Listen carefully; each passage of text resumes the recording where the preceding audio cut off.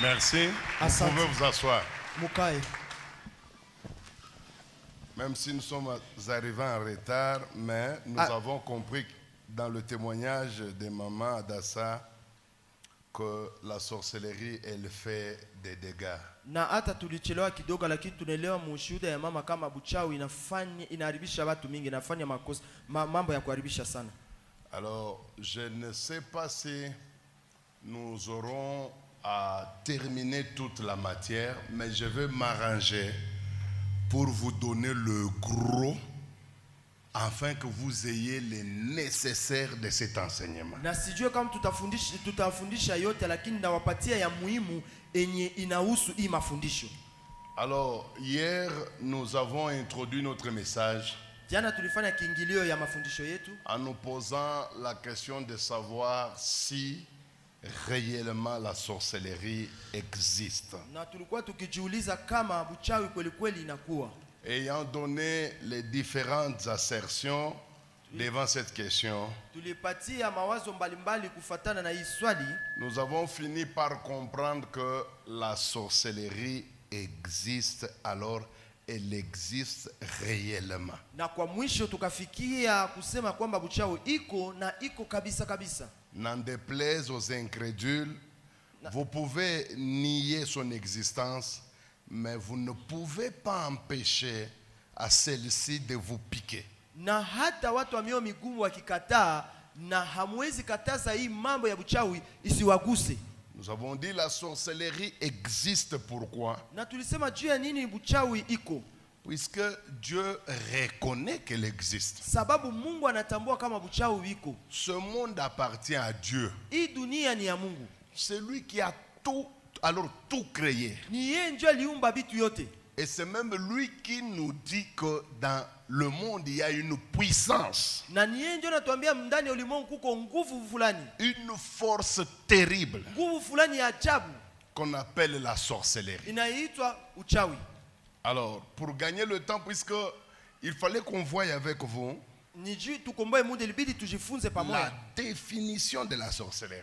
Ile tafsiri ya uchawi ni nini? La sorcellerie, c'est quoi? Uchawi ni kitu gani? Alors, pour que je ne perde pas le temps, Nisiweze kupoteza muda, je dois avancer. inabidi niendelee mbele. Donc, nous avons la preuve Na njoo tuko na kionyesho que la sorcellerie existe. ya kusema uchawi iko. Bon, si la sorcellerie existe, Na kama uchawi iko, alors pourquoi enseigner na juu ya nini kufundisha dans une église évangélique comme la vôtre? Pourquoi parler de la sorcellerie au milieu des chrétiens? na kuisema mukanisa kama na hii kusema juu ya uchawi katikati ya Wakristo? Moi, je crois que même vous qui avez été invité, Na mimi nawazia na nibe ni mulialikwa. je ne sais pas quel est le document qu'on vous a montré, Sijue kama karatasi gani walibaonyesha ou c'est un spot publicitaire, au ka spot publicitaire moya ou quelqu'un vous a parlé de bouche à l'oreille. au mtu alikuzungumzia tu mkinywa. Mais quand il vous a dit que Wakati alikwambia ya kwamba il sera question d'enseigner sur la sorcellerie dans une église, mafundisho inahusu uchawi ndani ya kanisa, biko nafundisha juu ya je uchawi. suis sûr Na uhakika kweli quelque chose en vous a bougé. kitu moja ndani yako litingizika. Vous vous êtes dit, Ulijiambia, pourquoi aller suivre un enseignement sur la sorcellerie? je, nini kwenda kufuata mafundisho kuhusu uchawi? C'est très important que je donne les raisons. Ni ya muhimu sana nilete masababu. Puisque quand nous voulons parler sur la sorcellerie, Sababu kama tunapenda tuzungumzie uchawi, à 90%, 80% les esprits sont très sceptiques. maroho inakuwa na uangalisho sana. Beaucoup de gens ne supportent pas ça. Watu wengi hawavumilie hii mitu. Je me souviens quand, pour la toute première fois, Nakumbuka ilikuwa yangu ya mara kwanza que je suis arrivé à Chikapa nikafika Chikapa et qu'on avait annoncé na bakatangaza, par les radios, les télévisions, tous les médias, wakatangaza kwa maredio na mamedia zote qu'il y a quelqu'un qui vient du Katanga ya kwamba kuko mtu anatoka Katanga et qui va parler sur la sorcellerie. na atahubiri kuhusu uchawi. Je vous dis, 95% des hommes de Dieu de la ville se sont levés. Nawaambia kweli, 90% 95% ya watu wa Mungu wakasimama wakatomboka. N'y allez pas. Anasema watu bakambia watu musiende. Qui est-il lui pour qu'il parle de la sorcellerie? Banasema yeye ni nani juu azungumzie vitu ya uchawi? Pourquoi appeler les gens au stade? Anasema je nini kuitisha watu mkiwanja? Appeler les chrétiens Kuitisha bakristo pour qu'ils viennent entendre un enseignement sur la sorcellerie. juu basikie mafundisho tu kuhusu uchawi. Il y a eu des émissions d'attaque. Kulikuwa kabisa maemisio ya kushambulia. Et je reconnais un pasteur qui était trop virulent puisque, vous savez, l'enseignement devait commencer le dimanche. Moi, je suis arrivé à Chikapa le vendredi. Donc, j'avais 2 jours de repos. J'ai eu à entendre, à suivre la radio. La ville était totalement sceptique. Et envers moi, et envers l'enseignement. Na nilifika mbele wakati hata Chikapa juu niweze kupumuzika na nikasikia mahabari vile watu walitomboka, watu walikuwa napinga kabisa, wakapinga na mafundisho, wakanipinga hata na mie. Mais ça m'a étonné qu'après mon enseignement, le pasteur le plus opposant, le plus virulent est devenu le plus ami à Esdras. Na mimi nashangala ule mchungaji mwenye alikuwa ananipinga yake yote na njoo akageuka rafiki sana ya mchungaji Esdras. Et Dieu est passé par moi pour résoudre quelques problèmes de sorcellerie dans sa maison. Il aye kolangwa ngai mwe moko osepelate nazwakiye.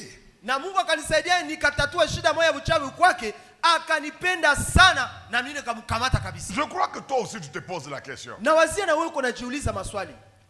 Pourquoi enseigner sur la sorcellerie et ce pendant 8 jours? Hein? Najua nini kufundisha juu ya uchawi kukamata siku 8 mzima ya mafundisho. Écoutez les raisons. Sasa musikie masababu. Je vais vous donner les raisons principales. Nitawapatia masababu kubwa kubwa Qui me pousse à enseigner sur la sorcellerie. enye inanisukuma nifundishe juu ya hii mambo ya uchawi. Dans une église pentecôtiste. Katikati ya kanisa ya Kipentekoste. Dans une église des saints. Katikati ya kanisa ya watakatifu. Des gens qui voient Jésus tous les jours. Ya watu wenye wanamuonaka Yesu kila siku. Moi je prends le courage d'aller leur parler de la sorcellerie. Mimi nakamata ile odari ya kuzungumza juu ya uchawi. C'est pour qu'ils abandonnent Jésus et qu'ils suivent la sorcellerie. Je, ni juba muache Yesu bafate uchawi? Mais quelle est la raison principale Sasa sababu ya kabambi ni nini? qui me pousse à enseigner sur la sorcellerie? Eni inanisukuma nifundishe juu ya uchawi. Écoutez les raisons. Sasa usikie masababu. Première grande raison Sababu ya kwanza ya kabambi qui me pousse à enseigner sur la sorcellerie, eni inanisukuma nifundishe juu ya uchawi, c'est que ya kwanza Dieu lui-même en parle dans la Bible. Mungu mwenyewe anaisemea ndani ya Biblia. Voilà la première raison. Ona sababu ya kwanza. Pourquoi, pasteur Esdras, tu enseignes sur la sorcellerie? Njia nini mchungaji Esdras unahubiri juu ya mambo ya Eh uchawi? bien, j'enseigne sur la sorcellerie. Mimi najifundisha mambo ya juu ya mambo ya uchawi. Puisque Dieu est la première personne qui parle de la sorcellerie dans la Bible. Sababu Mungu ndio wa kwanza kuzungumzia juu ya mambo ya uchawi ndani ya Biblia. Avant que les prédicateurs n'arrivent. Mbele bahubiri bafike. Avant que les Enoch n'arrivent. Mbele hata ba Enoki nabo bakuye. Avant que les Moïse n'arrive. Mbele ba Musa wakina Musa bakuye. Dieu est le premier prédicateur de la sorcellerie dans sa parole. Ndio mwalimu wa kwanza alifundisha kuhusu mambo ya uchawi ndani ya neno lake. S'il n'en avait pas parlé, Hangelibisemeaka. on n'en parlera pas. Nasi tungebisema. Nous enseignons sur la sorcellerie. Tunafundisha kuhusu mambo ya uchawi. Ya kwanza, puisque Dieu lui-même parle de la sorcellerie dans la Bible. Sababu Mungu mwenyewe anasema kuhusu uchawi ndani ya Biblia. Dans Deutéronome 18, Katika Kumbukumbu la Torati 18, verset 9 mstari wa 9 à 14. mpaka 14. Est-ce que dans cette salle, il y a quelqu'un qui a une version français courant, s'il vous plaît? Je, mwa hii chumba kuko mtu iko na Biblia ya version français courant? Y a-t-il? Kuko? Ya. Si tu en as, lis. Kama uko nayo En utusomee. français courant. Utusomee kwa ile tafsiri ya français courant. Deutéronome 18, Kumbukumbu la Torati 18, verset 9 à 14. mstari wa 9 mpaka 14. Je parle de la sorcellerie. Nasema kuhusu uchawi. Puisque Dieu est le tout premier à parler parlé de la sorcellerie. Sababu Mungu ndio wa kwanza alianza kusema juu ya uchawi. Donc c'est une raison suffisante pour que moi aussi je parle de la sorcellerie, puisque mon père parle de la sorcellerie. Inakuwa sababu ya kutosha juu na mimi nibisemee, sababu baba yangu naye alibisemea. Suivons la lecture. Tufate usomi. Deutéronome chapitre 18 à partir du 9e verset, version français courant. Nous lisons au nom de Jésus. Amen. Lorsque vous aurez pénétré dans les pays que le Seigneur, votre Dieu, vous accordera, vous ne vous mettrez pas à imiter les pratiques abominables de ses habitants actuels. Quelles sont ces pratiques? Na matendo yao ni nini? Allons-y. Qu'on ne trouve parmi vous personne qui offre son fils ou sa fille en sacrifice, ni personne qui s'adonne à la magie ou à la divination, qui observe le présage ou se livre à la sorcellerie. Qui se livre où? À la sorcellerie. À la sorcellerie. Huyu mwenye anajitoa ndani ya uchawi. Qui parle ici? Nani ndio kunasema pale? Hein? Ni nani? C'est un sénateur. Anakuwa mwanabunge? Hein? Nani? C'est un politicien. Anakuwa mwanasiasa? Répondez-moi non. Unijibie bandugu. Qui parle ici de la sorcellerie? Nani ndio anasema pale juu ya uchawi? C'est Dieu. Ni Mungu. Pourquoi avoir peur Juu ya nini kuogopa sasa? de quelque chose dont Dieu parle ouvertement? Kusema juu ya kitu yenye Mungu anaisema waziwazi. Qui es-tu toi Wewe uko nani? pour m'empêcher moi Juu unizuie mie de parler nisiseme sur quelque chose dont Dieu a parlé? juu ya kitu yenye Mungu tayari alisha kuisema. Je parle de la sorcellerie Mimi nasema kuhusu uchawi puisque Dieu a parlé de la sorcellerie. sababu Mungu ndio alikuwa wa kwanza kusema juu ya uchawi. Vous savez, un pasteur à Kipushi, Unajua kuna mchungaji mmoja Kipushi, quand j'ai mis pour la première fois cet enseignement à Kipushi, wakati nilipanda hii mafundisho mara ya kwanza Kipushi, il a dit ceci aux fidèles: akaambia waaminifu yake hivi, n'allez pas, msiende kule, n'allez pas écouter ça. msiende sikia ile mambo. Comment est-ce qu'il peut nous parler de la sorcellerie si lui-même n'est pas sorcier? Namna gani anaweza kutuambia mambo ya uchawi kama yeye peke yake mchawi? Comment est-ce qu'il peut expliquer les choses de la sorcellerie s'il n'a jamais été sorcier? Namna gani atatufasiria mambo ya uchawi kama yeye hakukuwa ndani ya uchawi? Moi, avec mon courage, je ne pars jamais par quatre chemins. Je suis allé dans son bureau. Mie kwa udari yangu sikuenda pembeni, nikamwendea mara moja kwa ofisi yake. Je lui ai dit, Nikamwambia, il n'y a pas longtemps ici, haipite masiku mingi hapa, tu as donné un enseignement sur l'enlèvement au ciel. ulipana mafundisho juu ya kunyakulia kwenda mbinguni. J'étais là moi-même. Na mie nilikufuata, nilikuwa. Tu as commencé à parler du paradis. Ulianza kuzungumzia juu ya paradiso. Tu as commencé à montrer comment c'est une ville dorée. Ulianza kuonyesha vile inakuwa mji wa kuya Et mzuri. tu as même commencé à parler en lingala. Ulianza hata kusema hata mulingala. Na paradis tokolala na holo. Anasema Tokola paradiso kuka na holo. tutalala kwa dhahabu, tutatembea juu ya dhahabu. Toi, tu as déjà été au paradis. Wewe sasa ulishafika paradiso? Au nom de quoi est-ce que tu nous parles d'un endroit où tu n'as jamais été? Kwa jina la nani njoo unazunguza juu ya fasi yenye wewe hauyafikaka? Il me dit tout non, totangaka. Akasema tu tunasomaka hayo. Moi aussi j'enseigne sur la sorcellerie na tangaka. Na mimi niko nafundisha juu ya uchawi juu na mimi nasomaka. Je n'ai jamais été dans la sorcellerie. Na kama siingiaka mu uchawi. Je ne connais même pas l'endroit où il faut leur sorcellerie. Na sijua hata fasi gani banaenda kaloga. Je n'ai jamais été sorcier. Si kwaka mchawi. Je ne serai jamais Na sorcier. sita kwaka kama mchawi. Mais j'enseigne sur la sorcellerie. Lakini nafundisha kuhusu uchawi. Puisque Dieu parle de la sorcellerie dans la Sababu Bible. Mungu anasema juu ya uchawi ndani ya Biblia. Demande à tous les pasteurs ici qui nous parlent du ciel. Muulize wachungaji wenye biko na tuzunguzia juu ya mbinguni. Otokokota na lola. Wao tutaingia mbinguni. Tokosepela. Tutafurahi. Qui a déjà été là-bas? Nani ndio alishafika kule Et mbinguni? au nom de quoi eux ils parlent de Lola Na kwa jina la nini ndio banazungumzia où mbinguni? ils n'ont jamais été? Kwenye habayafikaka. Et ils m'empêchent moi Na bananizuia mie, bananikataza mie de parler de la sorcellerie nisiseme kuhusu uchawi. puisque je n'ai jamais été sorcier. Sio sikukuwaka mchawi. C'est comme si vous voulez dire, Inataka kusema mnapenda mseme hivi. quand Jésus-Christ avait parlé de prostituées, il était prostitué. Wakati Yesu alisema juu ya mwanamke mkaaba, kusema naye alikuwa Quand mkaaba. il parlait des démons, il avait été aussi démon. Wakati alisema juu ya mapepo mchafu, ndio kusema yeye pepo mchafu. Combien de fois Jésus-Christ nous a parlé des pharisiens? Est-ce qu'il a déjà été pharisien? Mara ngapi Yesu alisema juu ya mafarisayo? Yeye alikuwa mfarisayo. Combien de fois Jésus-Christ nous a avertis sur les faux prophètes?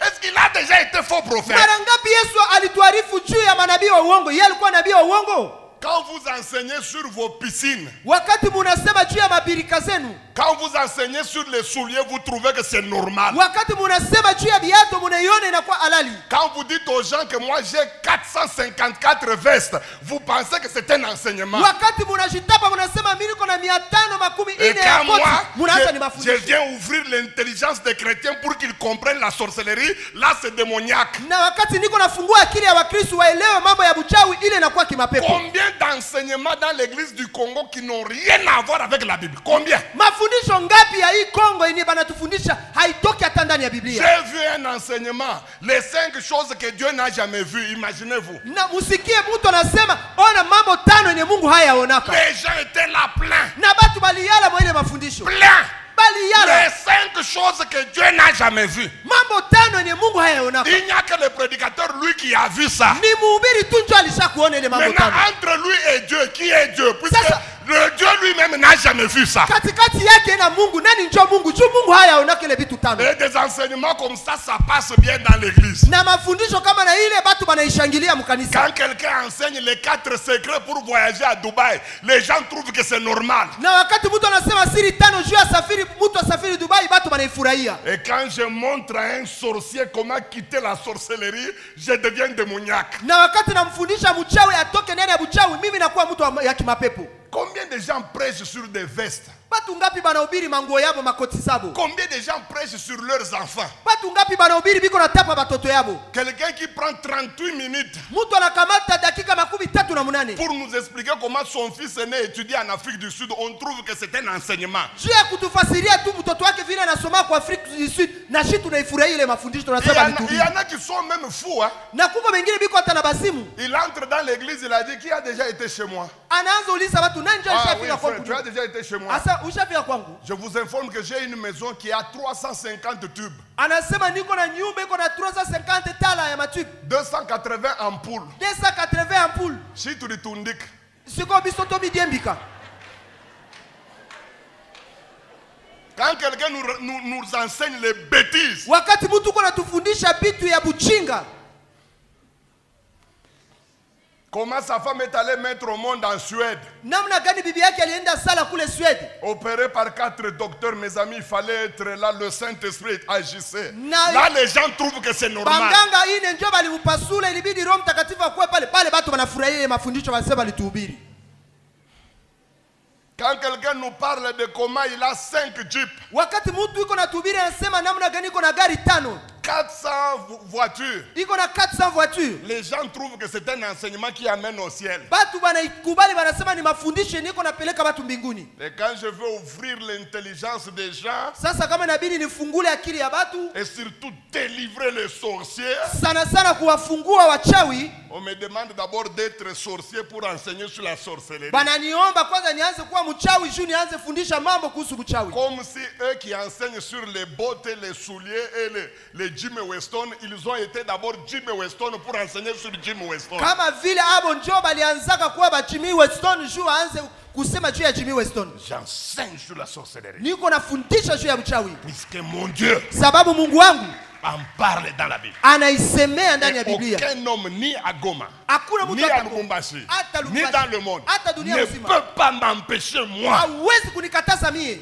d'enseigner sur quelque chose nisifundishe kitu dont Dieu parle ouvertement. enye Mungu anaisema waziwazi.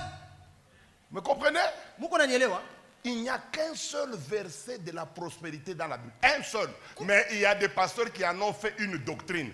Mais combien de versets parlent de la sorcellerie dans la Bible? Mais on m'empêche moi d'enseigner sur la sorcellerie. Vous savez que la doctrine de la prospérité est née avec un seul verset. Unajua hii mafundisho ya mafanikio inakuwa na shairi tu moya.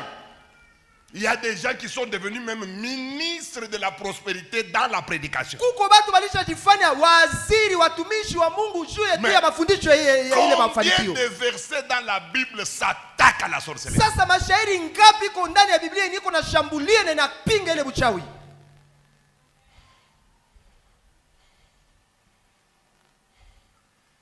Deux. Sababu ya pili, Pourquoi j'enseigne sur la sorcellerie? juu ya nini mimi nafundisha kuhusu mambo ya buchawi?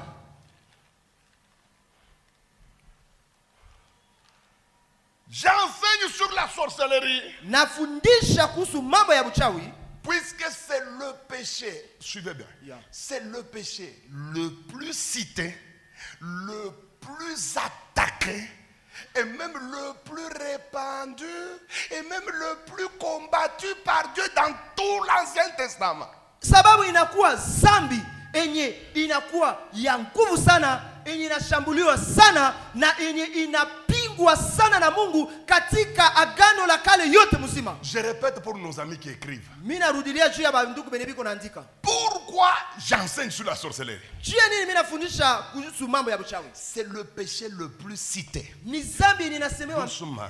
Le plus cité, le plus dénoncé, le plus combattu par Dieu dans tout l'Ancien Testament. Inakuwa zambi ya kwanza ile Mungu anaisema sana ndani ya agano la kale, na wanaipinga sana ndani ya agano la kale, na wanaipiganisha sana, Mungu anaikataza sana ndani ya agano la kale. Et vous croyez que c'est un hasard? Sasa ni munawaza tu inakuwa mambo ya bure bure? Vous pensez que Dieu est fou Munawazia Mungu ni mwenda bazimu de s'attaquer à un péché principalement dans tout l'Ancien Testament?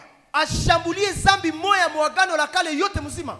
Tout lecteur de la Bible avisé Kila msomaji wa Biblia mwenye kona maarifa vous dira que atabambia kama il est impossible de dépasser 20 pages dans l'Ancien Testament sans que vous ne trouviez un péché qui s'attaque à la sorcellerie. na hawezi kupitisha na mashairi 12 ndani ya agano la kale bila kukutana kwenye bana shambulia zambi ya uchawi. Surtout à partir d'Exode.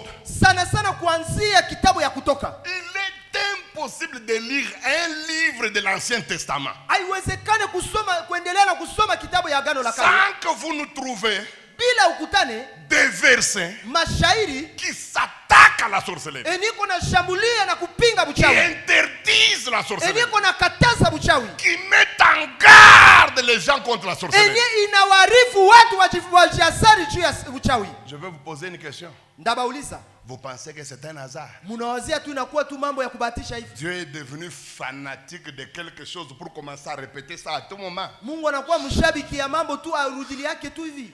D'abord, souvenez-vous Kwanza mkumbuke, que dans l'Ancien Testament, katikati ya agano la kale Jésus-Christ n'est pas encore mort, il n'est pas encore ressuscité. Yesu bado hayakufa na yafufuka. Conséquence, Matokeo, les esprits sont encore très forts face aux humains. mapepo ilikuwa na shambulia banadamu sana. Alors la seule manière de les protéger, Sasa namna moja tu Mungu akubalinda c'est Dieu qui les met en garde. ni Mungu ndio alikuwa na baarifu, Puisque dans l'Ancien Testament, sababu ndani ya agano la kale il n'y avait même pas de délivrance. hakukuwa kata ufungulivu. Vous êtes sorcier, Uko mchawi, la solution, on vous tue. mwisho ni kukuua tu, On vous tue. banakuua. C'est pourquoi Dieu, connaissant que c'est une histoire très dangereuse, Juu Mungu alijua ni kitu ya hatari sana, il les mettait en garde. alikuwa anawapatia angalisho. Lorsque vous irez dans ce pays-là, Wakati mutafika mwa ile nchi, gardez-vous d'observer ce que le peuple l'a fait. mujilinde, musitende ile matendo ya ile taifa, Ne les imitez pas. musibaige. Qu'on ne trouve pas chez toi Basikutane kwako une magicienne ou une sorcière. musuda au mchawi, Qu'on ne trouve pas chez toi basikutane kwako quelqu'un qui fait passer ses enfants par le feu, par le sacrifice, en les livrant à un dieu Moloch. mutu asipitishe mtoto wake kumoto, anamtolea ule mungu Moloki. Vous pensez que toutes ces mises en garde là, Ni munawaza ile yote Mungu alikuwa na baarifu c'est pour amuser la galerie? ilikuwa tu juu ya kufurahisha batu? Dieu s'il y a quelqu'un qui jamais n'amusera la galerie, c'est Dieu. Kama kuko mtu mwenye hafanyake mizaa ya kuchekesha au tu kufurahisha batu ovyo ovyo ni Mungu. Jamais. Hata ifanyaka. D'abord, depuis qu'il est Dieu, ayafanyaka miza. Hautamshikaka Mungu anamwangalia Gabriel asema unanenepa. Jamais. Et tu ne feras jamais Dieu regarder la planète. Ah, tu as le monde ya shiba humain. Ça c'est le monde de nous les humains. Le monde ya shiba majimu benda C'est majimu. ça le monde de nous qui sommes fous. Ah Dieu. Mungu Très sérieux plus que le sérieux lui-même. Mungu anakuwa utaratibu kushinda hata utaratibu. Alors demandez-vous comment quelqu'un d'aussi sérieux, Sasa mujiulize mtu wa utaratibu ya paka hivi, d'aussi ferme. Na mtu mwana na msimamo ya nguvu. Il prend plaisir à commencer à répéter la même chose à tout moment. Aanze furahia tu kurudilia kitu moja kila saa. Vous arrivez en Exode, oh ne touchez pas. Munafika Vous arrivez en Dere, oh ne faites pas. Munafika kuhesabu Oh il n'y aura pas de sorciers. Vous pensez que Dieu prend plaisir? Munawaza tu Mungu anajifurahisha juu aseme vile. Il connaît la puissance de cette affaire. Anajua nguvu ya ile mitu. Vous, souvent les Congolais, hein, Sana sana bakongomani. on leur a mal enseigné l'évangile. Bali bafundisha mubaya injili. On leur a habitué à mépriser la puissance de Satan. Na bali bafundisha kuzarau nguvu ya shetani. Et beaucoup de chrétiens croient que c'est en méprisant Satan Na bakristo mingi wanaweza kuzarau shetani. qu'ils vont vivre la victoire. Jo bataishi ushindi. Alors que l'apôtre Jude, Kumbe mtume Yuda il nous met en garde contre cette attitude-là. anatupatia angalisho mbele ya ile hali ya Il kuwa. dit, même lors de la contestation, Anasema hata wakati ya upinzani, pendant que Michael se disputait le corps de Moïse wakati malaika Mikaeli walikuwa napigania mwili ya Musa avec Satan, na shetani, Jude dit, il n'a jamais tenu de langage méprisant. Yuda anasema hakusema masemi ya kuzarau shetani. Il n'a même pas injurié comme nous l'injurions. Oh, Satan a kadiam pemba. Non, non, non, lui n'a pas dit des choses comme ça. Ye hakutukana hata shetani au shetani wa mapembe. Hakusema hata vile. Moi aussi j'étais ce prédicateur-là méprisant. Na mimi nilikuwa ule mhubiri wa kuzarau vile. À un certain moment de ma vie, Wakati moja hivi ya maisha yangu, Dieu m'a fait ouvrir les yeux. Mungu akanifungula kama Il macho. m'a fait comprendre que j'étais dans l'erreur. Akanielewesha kama nilikuwa ndani ya makosa. Il m'a fait comprendre que Satan n'est pas à mépriser. Akanionyesha kama shetani Il mamuzarau. n'est pas non plus à élever. Na iko mtu akuinua sana. Mais il faut le traiter comme il est. Inabidi kumkamata vile iko. Un escroc, c'est un escroc. Mukorofi ni mukorofi. Vous lui laissez le temps, eh bien, il va le faire. Munamwachia wakati atabakoroga. Mais quand vous prenez les précautions pour fermer les portes, frère Jean Denga Zouara Bambongo, kanga agozwate. Na kama munafunga milango unasema munajua ndugu Jean vile anabebaka mafranga hata beba. Ouais. Mais on vous a appris à mépriser la sorcellerie, mais elle vous fait des choses. Hein. Na bali bafundisha kuzarau buchawi iko na batesa. Combien de chrétiens ici sont ensorcelés de la moelle épinière jusque comme les Ivoiriens disent jusqu'en Bakristo ngapi bana baloga kuanza mubongo paka. Il n'est chrétien que du parler en langue. Iko tu mukristo wa kusemaka muluga. Mais dans tous les compartiments de la vie battus, Lakini musehemu yote ya maisha biko na mupiga. il ne gagne rien. Hashindake awinake kitu. Tout ce qu'on a laissé dans la vie, c'est Gorogochinda. Yote balimwachiaka tu maisha tu ni maraba baba robo. Voilà. Il croit qu'il a fait quelque chose en Na disant nawaza robobo. lishafanya vya ajabu paka pale.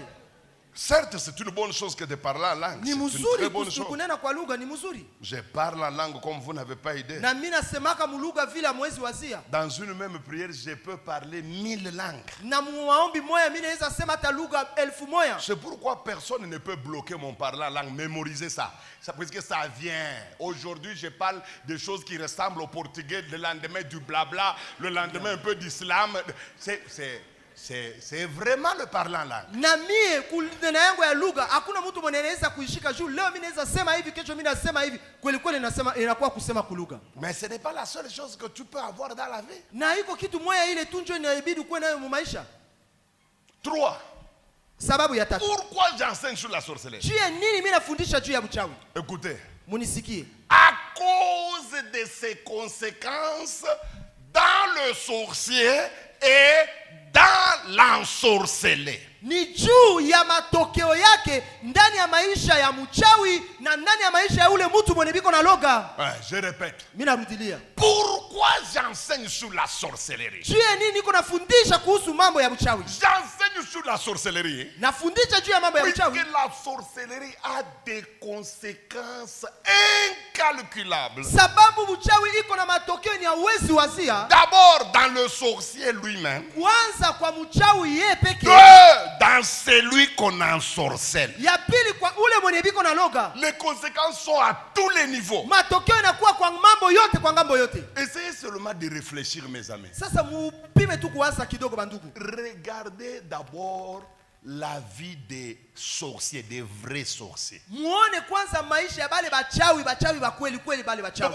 D'abord, 90% d'entre eux sont des grands malheureux. Na makumi kenda asilimia ya bote bale bachawi ni batu ya ole Puisque sana. la sorcellerie ne punit pas seulement à l'extérieur. Elle commence d'abord par ronger, manger tout ce qu'il y a dans celui qu'elle habite. Na uchawi haiharibishake na kulipiza ule mwenye kwanza banamuloga, ni ule kwanza mwenye anaibeba na mwenye buchawi iko ndani yake. La première victime de la sorcellerie, c'est le sorcier lui-même. Quand un sorcier habite quelque part, il ensorcelle tout. Il est dans une maison, eh bien, il va travailler la maison. Il est dans une église, eh bien, il va travailler. C'est pourquoi je regrette beaucoup la manière dont nous commençons à nommer les gens aujourd'hui. Il suffit seulement qu'un frère fasse 10 ans avec nous, même s'il n'a pas changé, ancien de l'église. Oh, unaona ni bado tulianzaka nabo, papanduku machewa ina kuripana. Tulianzaka naye me anabakia paka musharati. Tulianzaka naye me anabakia paka musenji. Tukabebe musenji tuweke ancien. Et dans cette vilaineté là qu'on le mette, qu'on le place ancien de l'église. Ah non. Non, non. Cette histoire a introduit beaucoup de sorciers dans la ceinture dirigeante. Na ile bitu inaingiza bachawi mwa ile kikundi ya batu benye biko naongoza. Je le dis à ma honte, moi personnellement, moi-même ici, j'ai nommé une diaconesse sorcière. Na mimi naisema na niko na haya, nilichimika hata shemasi mchawi. Une femme d'un ancien. Mwanamke au bibi ya mzee wa Maman kanisa. Emilie est là. Na mama Emilie iko pale. Elle nous a fait ça. Alitutesa. Quelle gentillesse. Na iko naonyesha roho Quel nzuri. tract. Elle avait toutes les qualités extérieures Alikuwa na hali yote ya nje ya kuonekana mtu mzuri. d'une femme de valeur. Ya mwanamke wa heshima. Mais sorcière. Lakini alikuwa mchawi. Heureusement, Heri kwetu. je suis allé prier. Nilienda omba. J'étais à genoux là à la montagne de Kipushi. Nilikuwa kumagoti kumulima ya Kipushi. J'avais les yeux fermés. Mimi nafunga macho. Je la vois Na mimi en namuona. vision. Mimi namuona Toute kumaono. nue devant moi. Anakuwa mtupu mbele Elle yangu. me menaçait comme ça. Na iko ananishambulia, anapenda nishambulie. Nous étions ici à minuit. Tulikuwa katikati ya usiku. J'ai commencé à trembler sur la montagne. Nikaanza tetemeka, nilikuwa yule mlima. Tellement que la vision était réelle. Na vile maono ilikuwa ya kweli. Et Dieu m'a dit, tu vois, Mungu ananiambia unaona? tu as placé une sorcière à côté de toi. Ulishimika mchawi pembeni yako. Je descends de la montagne, je réunis les anciens, je l'appelle. Nikatoka mlima nikakusanisha wazee nikamwita. Dieu m'a dit que tu es sorcière. Nikamwambia Mungu ameniambia uko mchawi. Je croyais qu'elle va riposter. Niliwaza atanipinga. À ma grande surprise, elle dit oui, papa. Na akanishangaza kaitika sema ndio baba. Et je lui demande comment tu es devenue sorcière. Na nikamuuliza ndio ulikuwa mchawi? Elle dit lors de notre voyage du Katanga vers le Kassai. Akasema wakati tulisafiri kutoka Katanga kwenda Kasai. J'arrive dans le village. Nikafika kijijini. On me dit que Bakaniambia il faut que les, bon, comme on les appelle, hein, les bakishimilimo, hein, bilima, inabidi ile mapepo ile maroho majini, ile majini hein, te reçoivent ikupokee, en tant que fille du village. ikupokee kama binti ya ile kijiji. Alors le papa qui était son papa Leki, Na ule mwenye alikuwa baba yake mdogo il lui dit que nous devons te faire manger akasema inabidi kuko kitu inabidi tukukulishe quelque chose kitu moya qui va faire de toi un enfant du village. itakufanya kuwe mtoto wa hii Elle kijiji. ouvre la bouche, on lui introduit ça. Akafungula kinywa bakamuingiza ile kitu Et mkinywa. on lui demande d'aller dormir dans une maison. Bakamuomba ende Une lala chambre.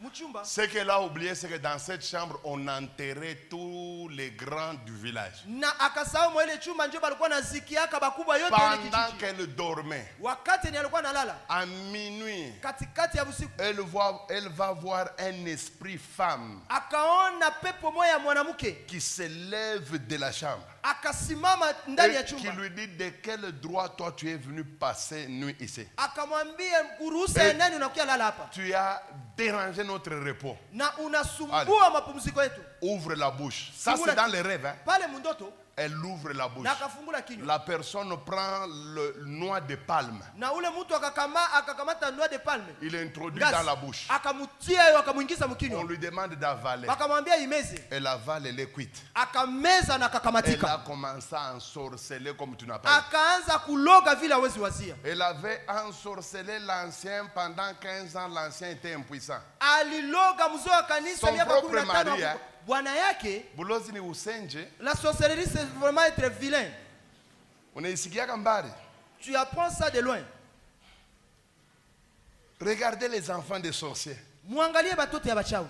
Si vous voulez avoir une idée de ce que la sorcellerie est capable de faire, regardez les enfants des grands chefs coutumiers, des moines. Ouanze kubangara na bafi na bagarçon. Même si par moment, du côté matériel, banekalaka fort puisque ma gouvernement n'arrive pas à moine manini.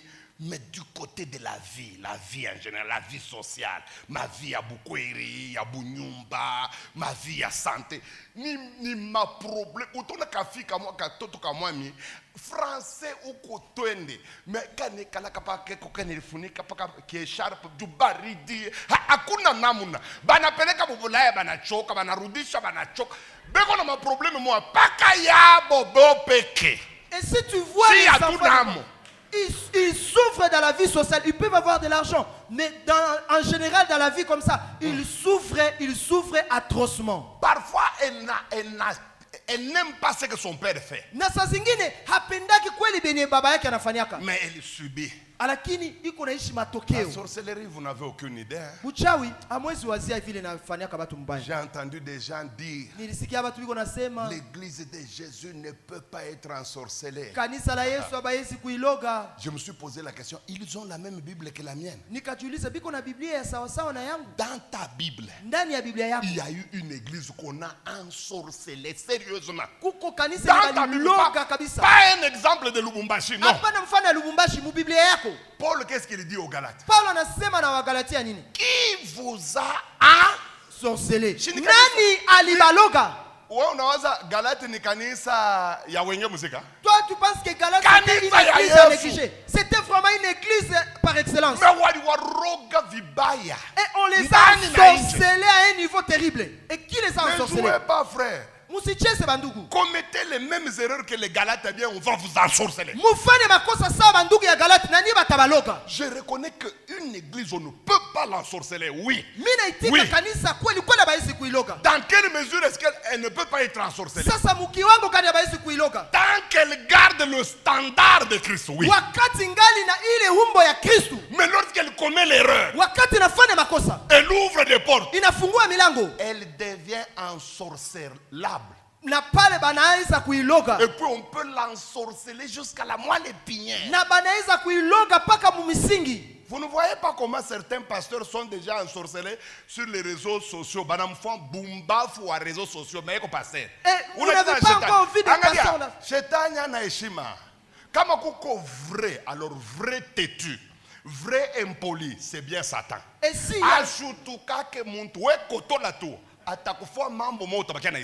et le diable, il est vraiment impoli, il n'a peur de personne. Toi, oh seulement, il va te ridiculiser. C'est vrai que l'église est inlocable, je reconnais. Un chrétien, on ne peut pas l'ensorceler. Oui, je reconnais. Mais quand est-ce qu'on ne peut pas l'ensorceler? C'est ce qu'on ne nous dit pas. On ne peut pas ensorceler un chrétien tant qu'il garde les deux pieds dans le standard de Jésus. La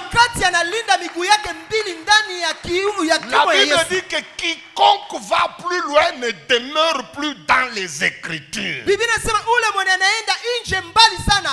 à partir du moment où tu n'es plus dans les Écritures, tu deviens locable. Quel que soit ton titre. Ils n'ont peur de rien.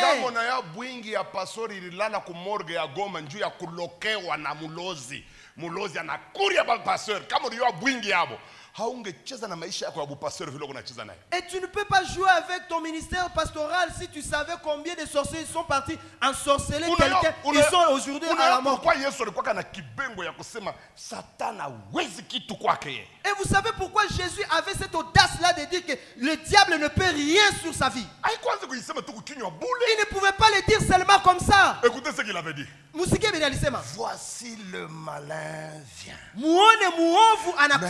Mais il n'y a rien de lui en moi. Il n'y a rien de lui à moi. Mais comme un bishop, Et maintenant, si tu es bishop, quand je parle de film porno, et ton travail seulement suivre les films on a pornographiques, des démons, tu penses que les démons vont avoir peur de toi. C'est vraiment ensorceler même la pornographie en question. Écoutez, arrêtez avec cette vie-là chrétienne de slogans. C'est déjà dépassé. Aujourd'hui là, c'est s'enraciner en Jésus dans la vérité. Alléluia. Amen. Pasteur, moi, il faut enseignement de sorcellerie. Un pasteur a suivi mon enseignement sur la sorcellerie. Kulikasi. Alikasi. Nilihubiri na ubiri kutosha bulozi batu likasi nafanya hivi. Et j'ai prêché. Batu biko natapika bitu alors binamu impressionné. Et les gens étaient en train de vomir les histoires, ça l'a impressionné. Na vile mu enseignement miliambia batu hivi. Et dans l'enseignement, j'ai dit aux gens comme ça. Kama kuko mulozi mkubwa likasi mzima hii. Et s'il y a un grand sorcier dans tout Likasi, anifuate kwa hotel fulani niko mshambre fulani. qui me suit à l'hôtel, je suis dans telle chambre. Haone vile nitamfanya. Il verra ce que je vais faire de lui. Yena ana kopie hivyo. Et lui aussi, il a imité. Anabeba nenda mukolomoni mulikasi. Il est parti à Kolomoni, là, à Likasi. Muntu atakwambia sema likasi fuashi kunekala dawa ya mwisho ni mukolomoni. Et là, à Likasi, à Kolomoni, c'est là où se trouve une grande sorcellerie dans tout Likasi. Anafia kunifuatilisha na yeye anapiga les déclarations. Et lui aussi, il m'a imité, il a fait cette déclaration-là. Kama kuko mulozi munene hapa nifuate kwe. Et s'il a un grand sorcier qui me suit ici là-bas. Usiku banakuya. La nuit, ils sont venus. Vinya ba passer. Ils ont étranglé le pasteur. Analamuka asubuhi angalia milomo. Il s'est réveillé le matin, regarde les lèvres. Séminaire na shimama mukachi. Et le séminaire s'est arrêté au milieu.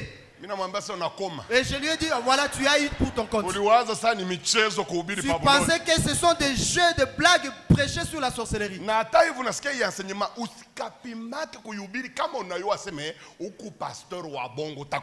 Et même si tu suis cet enseignement, n'ose pas aller prêcher ça si tu sais que tu es un faux pasteur. Moi, je sais là où je me tiens. Je suis seulement en Jésus. Et je n'ai pas de mouchoir. Je n'ai pas de mouchoir de Nigeria. Je n'ai pas vos histoires là, ici là. Qu'un seul Dieu. C'est tout. C'est Jésus. Tu as écouté? Et c'est pourquoi il me protège. Et c'est pourquoi il me dit, prêche la parole de Dieu. Il dit, parle Ezra. Et là, je serai en train de te protéger. Et ton épouse et tes enfants, je vais les protéger. Toi, prêche seulement l'évangile. Et crains-moi. Et ne joue même pas avec les femmes. Ne joue pas. Sois vraiment loin des femmes mariées. Prêche seulement. Moi, je vais te couvrir. Et c'est ce qui s'est fait. C'est dans quelle ville là que je n'ai pas fait tomber la sorcellerie.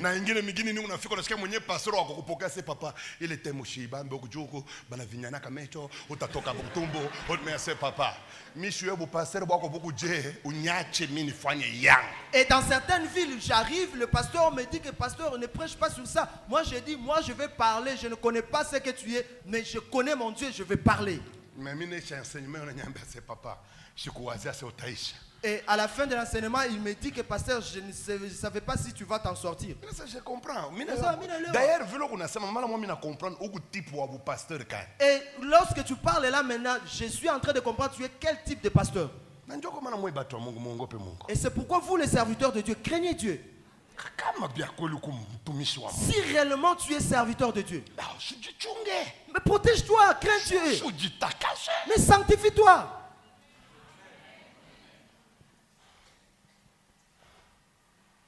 Les sorciers souffrent. Les ensorcelés souffrent. Tous ils ont besoin de l'aide. Bon, la Bible dit, comment croiront-ils s'il n'y a pas quelqu'un qui annonce l'évangile? Et comment il y aura ceux-là qui annoncent l'évangile si Dieu ne les a pas appelés? Selon vous, vous pensez que Moulo Janès Kwachabuloji Dje? Selon vous. Selon vous, kama munaweza- kuna bahubiri bali be capable kuachisha ile bulozi. Nasi- Kama bana koseka kuna mlozi hata mtaponaka. na Kama tuko na bahubiri paka bakubiri machafu, kubiri mashikio, kubiri bilato, papa hakuna hata mlozi mwata okokaka. Et si on prend seulement des blabla là, il y aura personne qui va se convertir. Il faut que bahubiri capable d'affronter bulozi. Il faut qu'il y ait des prédicateurs capables d'affronter la sorcellerie. Ndio bulozi butainama mbele ya Yesu. Et c'est alors que la sorcellerie va s'incliner devant le Seigneur Jésus. Mais batu wanapenda kuhubiri mazembe, kuhubiri lupopo, Et les kuhubiri gens sanga aiment balende. parler de Mazembe, parler de Lupopo et consorts. Nani ataokoka? Et qui va se convertir?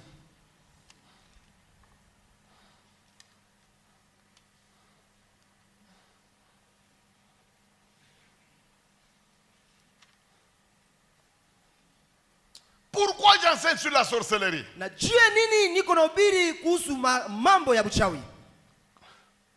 Quatrième raison, hein? Sababu ya ine. La sorcellerie est le phénomène le plus répandu en Afrique, mais cependant, il est moins connu ce phénomène-là. Na buchawi inakuwa kitu enye inatawala Mwafrika yote. Lakini watu habaielewa na baijue. Angalia, autonaka Afrika tamo ula yasikiaka beko na taya bulozi. Tout Africain anesha kushikiaka kwa mambo ya bulozi. C'est le phénomène le plus répandu. Nous et les Ivoiriens, et les Ghanéens, et les Camerounais, nous avons tous les dénominateurs communs. Buloji, buku mumanyumba yetu, shibo tunayu. Mais, tellement qu'il est répandu, mais il est inconnu. Bantu mingi. Comme on nous dit à baubiri, on nous dit à pasteur, bulozi ni nini? Utasikia majibu mwa utacheka na kucheka. Mwingine atakwambia ni nyama, mwingine anasema ni nywele, mwingine anasema ni mkulu. C'est pourquoi j'enseigne. Pourquoi ubuyue ni nini buloji? Terministe à kufundisha en dehors de la... Moi, je n'enseigne jamais quelque chose qui n'est pas dans la Bible. Jusqu'à la fin de ma vie, autashikaka mukinyo yangu, ibi m'enseignement bien ou bien bongo bongo bien kuzala zala ibi. Bien les 4 et les 52. Mimi paka bien mu Bible. Ni dikutwanga pa quitte la maison de ton père. Unioneshe kwa ta mambo mo ile milisema ina ya Bible. Na bulozo takutwanga paka bien mu Bible. Yes. Et je vais te parler de la sorcellerie jusqu'au point où tu vas comprendre. Parce que la sorcellerie est répandue dans toutes nos familles. Au début, on nous disait, nous quand nous étions des enfants, Kumwanzo wakati tulikuwa watoto balikuwa natuambiaka. on disait comment? Balikuwa nasemaka ni. On ne peut pas donner la sorcellerie à quelqu'un qui n'a pas son propre sang. Et c'était vrai. Kupatia mtu buchawi kama iko wa damu yako. Na ilikuwa vya kweli. Dans les années 50, Kwa ile miaka 50 maana dans les années 60, kwa ile maana 60 jamais un mourega hakuna hata murega moya peut donner la sorcellerie à un round du Katanga. anaweza patia buchawi kwa un rundi ya Katanga. Jamais. Habitakuwa. Jamais un Mukongo. Hakutakuwaka Mukongo, hakukuwake À Mukongo. l'époque. Ile wakati hakukuwaka Un Mukongo. Mukongo ne pouvait pas donner la sorcellerie à un Muluba. Hakukuwaka Mukongo mwenye anaweza patia buchawi kwa Muluba. Et d'ailleurs, ces choses étaient plus poussées. Na ile bitu bilikuwaka ya kuendelea Même mbali. entre les Baluba eux-mêmes. Hata katikati ya Baluba abo peke. Entre les Bashi eux-mêmes. Katikati ya Bashi nabo peke. Si tu n'es pas de la famille, Kama huko mwa ile jamaa. on ne pouvait pas donner la sorcellerie à quelqu'un. Abange liweza kupatia mtu buchawi. Mais de nos jours, ce n'est pas le cas. Sasa hii masiku habikwake tena. Le diable a tellement répandu la sorcellerie Shetani alisha sambaza buchawi. que la sorcellerie est devenue quelque chose de populaire. Buchawi inakuwa kitu yenye inajulikana na watu yote. Au point où même le catch congolais est devenu un catch sorcellerique. Hata mchezo ya kachi ya kikongomani inakuwa buchawi ya kuonekana mbele ya watu. Accepté même par le gouvernement. Na hata serikali inaikubali. Et ils n'ont même pas honte d'appeler ça le style congolais. Na bana tahaya ya kusema njoo mchezo ya bakongomani. Quand Edingwe ouvre les entrailles de quelqu'un, il sort l'estomac, il mange. On appelle ça catch congolais. Wakati Edingwe anafungula tumbo ya mtu anakula vitu ya mtumbu, banasema njoo kachi ya Et kikongomani. quand il remet le ventre en place, les gens acclament. Wakati anafunga tena tumbo ya mtu, watu wanashangilia. Mes amis, quand Mboule, alléluia. Le catcheur Mboula, alléluia. ule mchezaji kache mbule haleluya Il coupe la tête d'un coq anakata kichwa ya jogo en plein ring. katikati ya mchezo muringi, La tête d'un autre catcheur tombe. na kichwa ya mchezaji kache mwingine ndio inaanguka. Les gens croient que c'est fini. Batu banaanza binishia Il pale, ramasse la tête du coq, il remet la tête aussi du humaine est remise à sa place. na anakamata kichwa ya jogo na irudishie ile kuku, na ule kichwa ya ule mtu naye inarudia fasi yake. Les gens appellent ça le style congolais. Na batu banacheza njo mchezo ya kikongomani C'est ile. vous dire combien Mimi nabambia mara ngapi le diable a rendu la sorcellerie populaire. shetani alishasambaza uchawi, Et il n'a pas commencé aujourd'hui, il avait déjà commencé à l'époque des apôtres. na kuanzia leo alianzia wakati ya mitume. Un homme, un seul sorcier, Na mchawi moya tu qui habitait dans une ville qu'on appelle Samarie. alikuwa anaishi kwa mji wa Samaria, Il a rendu sa sorcellerie populaire. na akafanya uchawi yake julikane na watu Au wote, point où la Bible dit,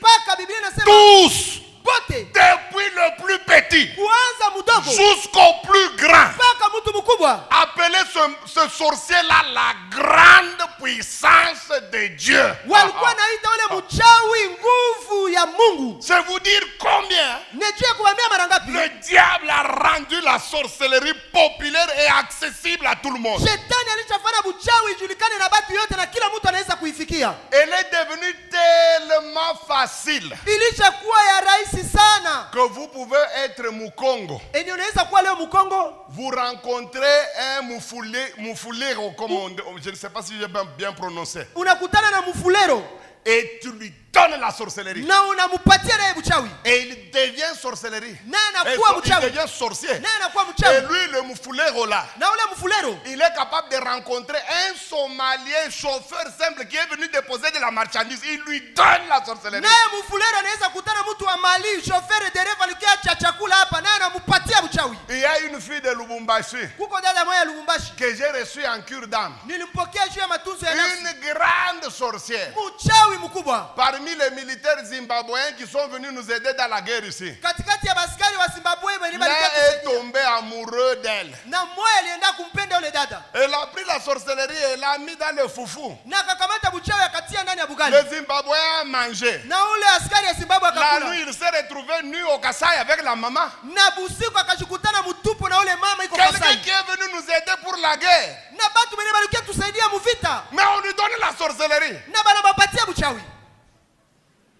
Il dit à cette femme-là, unanifanyia nini hivi? Il a dit à cette femme-là, qu'est-ce que tu m'as fait?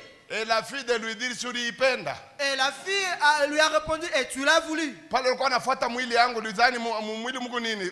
Unapata. Et quand tu suivais mon corps, qu'est-ce que tu pensais? Tu as eu pour ton compte. Alors kintu kia hivi kiko narishiwa. Moi j'ai vu au Kasaï un garçon qui me dit on lui a donné la sorcellerie par l'ancien qui distribuait la Sainte Seine, mes amis. Muntu anakuwa kula mukate na mwili na damu ya Yesu. Mais muzee ni muloji anabeba mwili anamupa papa mwili ole iko ya Yesu inakuwa buloji. Et quelqu'un a ensorcelé l'autre, un ancien, à partir de la Sainte Seine. Mina mwambia sasa que tu peux me montrer cet ancien là. Et nikamwambia unaweza nionyeshe le Il mzee? dit oui c'est celui-ci. Sasa ndio ni huyu baba. J'appelle l'ancien. Nikaita ule mzee. J'ai dit ulimpatia mtoto buloji. Sasa tu as donné à cet enfant la sorcellerie. Asema ilikuwa par erreur. Il dit c'est pas. Mimi nasema ulimupa yoje. Il dit comment est-ce que tu l'as donné? Asema kumeza takatifu. Il dit au travers de la Sainte Seine. Baloji beo na courage ya kwenda kulishana buloji ku Sainte Seine. Voilà, les sorciers, ils sont courageux jusqu'au point de donner la sorcellerie à la Sainte Seine. Vous voulez nous empêcher nous Et nani munataka kutukataza de si parler de la sorcellerie. tusiseme juu ya kazi ya buchawi. Sikutucheze. Ça c'est jouer de nous. Tubache tuba régner. Qu'on les laisse seulement régner comme ça. Tokoloba. Nous allons parler. Tokoloba. Nous allons parler. Amen. Amen. Tokoloba. Tutasema. Timiongope mwe mubanani. On va avoir peur de vous. Qui êtes-vous? Oh non, l'enseignement c'est ma sorcellerie. Il a l'état de désordre mon canisa. Non, ça amène du désordre dans l'église. Pas qu'il y a regarde à celui qui est à côté de toi. Tu ne sais pas si c'est elle. Il Il est un enseignement. Et c'est ça l'enseignement qu'il faut. Il est bouchara, tu ne sais pas si c'est elle. Cette C'est constitution-là normal. que tu es en train d'enseigner, njo mahubiri. Il est minu na kwa kutosha muntu mubuloji atoke ende kwa Mungu Baba na kosa. Et c'est l'enseignement que je suis en train de venir donner à quelqu'un pour qu'il aille vers Dieu. Ça, vous contestez. Nous allons parler. Mataye kita tokoloba. Bipande bishuke tutasema. 5. Sababu ya tano. Pourquoi j'enseigne sur la sorcellerie? Juu ya nini mimi nahubiri juu ya uchawi?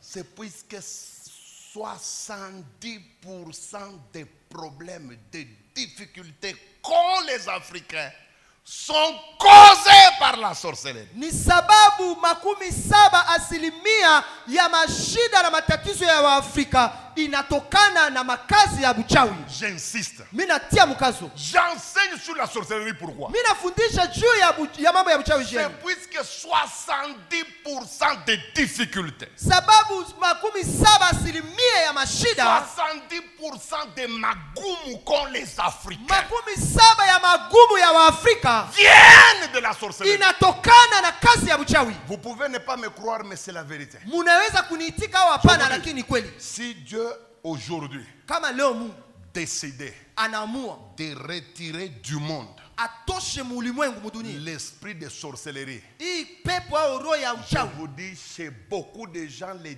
difficultés baisseraient sérieusement. mina bambia mu maisha ya watu mingi mashida magumu itaisha kabisa. Pour vous montrer la sorcellerie, c'est quoi? Juu ya kubaonesha uchawi ni nini? Regardez comment l'église a été secouée. Muone vile kanisa litingizwa. Surtout après la disparition de l'homme de Dieu. Sana sana wakati mtu wa Mungu alituacha. Regardez les difficultés que vous avez connues. Muone mashida yenye ilibapata. Vous pensez que ce sont les anges qui vous créent ces difficultés-là? Munawazia ni bamalaika ndio banawaletea ile magumu. Ou vous pensez que vous êtes trop pécheurs? Au munawazia ni ndio munafanyaka zambi kushinda batu Ou bien yote. les dirigeants actuels ne sont pas à la hauteur? Au baongozi hii masiku njoo abiko naweza kazi. Vous n'avez aucune idée de la manière dont la sorcellerie nous combat. Hapana, hamujue njoo namna gani uchawi inatupiganishaka. Je vous ai donné quelques exemples. Nilibapatia mifano tu fulani fulani. Mon épouse ici, Maman Émilie, Bibi yangu hapa mama Emily elle met au monde la deuxième fille de chez nous. anazala mtoto wetu wa pili.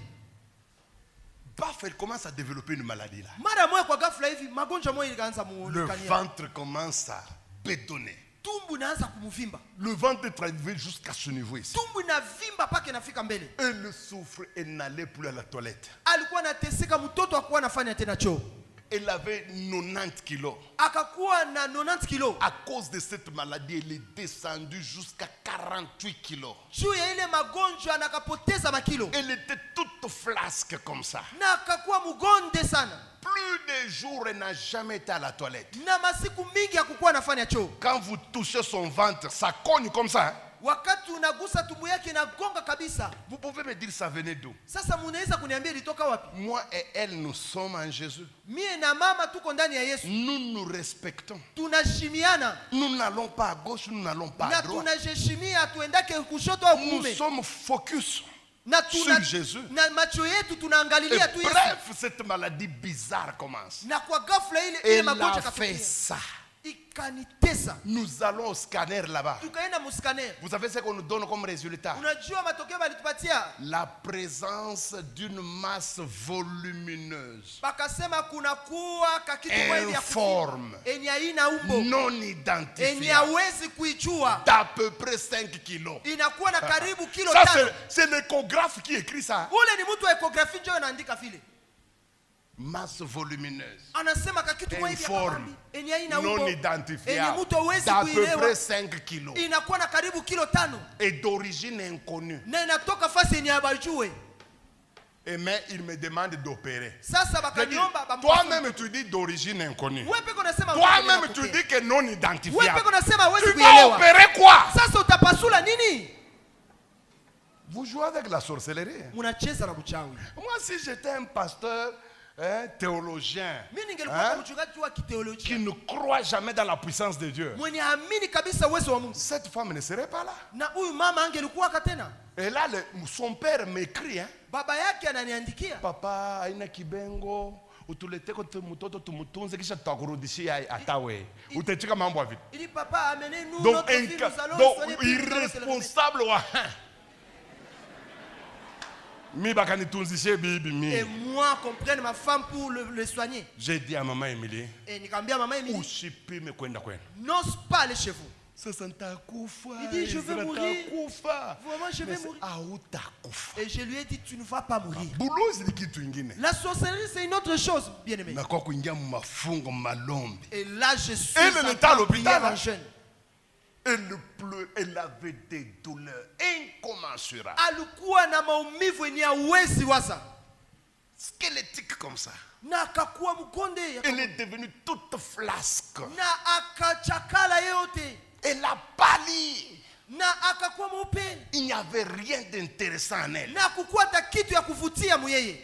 Pour faire 5 pas, elle pouvait mettre même 5 minutes. Elle souffrait. J'ai détruit cela en prière. De Kipushi. Elle était toujours malade. Mais Dieu m'a dit, c'est fini. Elle arrive à la maison. Le lendemain, elle va à la toilette. Quelque chose d'inimaginable. Une sorte de viande déformée. C'était parti. Qui peut me dire dans cette salle d'où ça venait? Et pourquoi attaquer maman Émilie? Qu'est-ce qu'elle a fait? Les problèmes que nous avons souvent, même dans le ministère, des difficultés à s'épanouir. Un ministère qui existe depuis 20 ans ne dépasse jamais 50 personnes. Généralement, des cas comme ça, ça relève toujours de la sorcellerie. Vous pouvez nier, mais l'homme qui vous parle ici m'a crié à un musicien. Il m'a cité, il cité. Papa, ou qui faut ma criote à musique ni à bouloge. Et si tu suis tous les cris des musiciens, ce ne sont que de la sorcellerie. Tellement banamiloka bananza kumiloka mumimbo papa na belaka mukongo pas mukisha kuicheza njomu na gonjwa mikongo. On vous ensorcelle au point où jusqu'à ce qu'après avoir chanté ces chansons là vous avez mal au dos comme vous n'avez pas idée. Vraiment.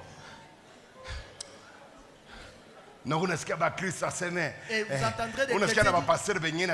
Il n'y a pas la musique chrétienne et la musique profane. Tout est musique, papa. Comme si tout est musique, si vous mettez confiance au l'homme d'accord animé, culte à dimanche. Si vous n'avez pas de différence. Pourquoi vous avez Werason à diriger l'adoration à dimanche? Et pourquoi pas inviter Werason qui vient nous conduire dans l'adoration de dimanche? Les hypocrites. Vous savez qu'il y a une différence.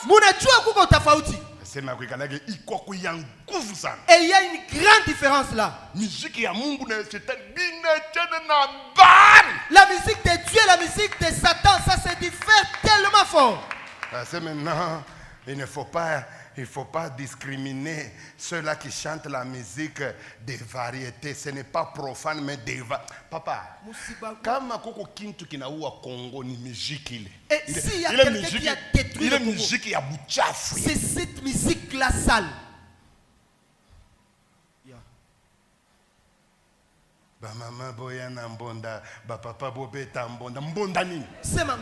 Vous nous prenez nous pour des imbéciles nous. Nous ne savons pas raisonner.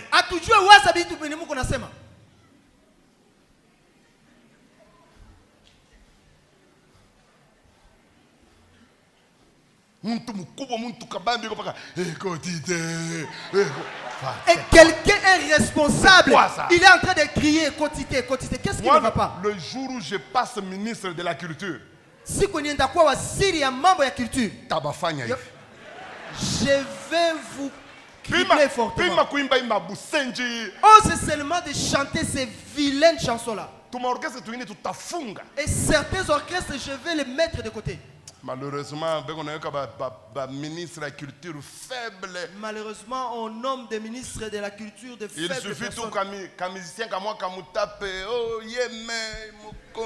il suffit seulement qu'on le chante dans une chanson à la Il est déjà appris. Nitasimamisha tumaorkezo tutu twa buchafu tu. Moi, je vais arrêter tous ces orchestres-là inutiles. Na kuteswesha ba danseuse batoto abatu bonjo bahimbwa babo.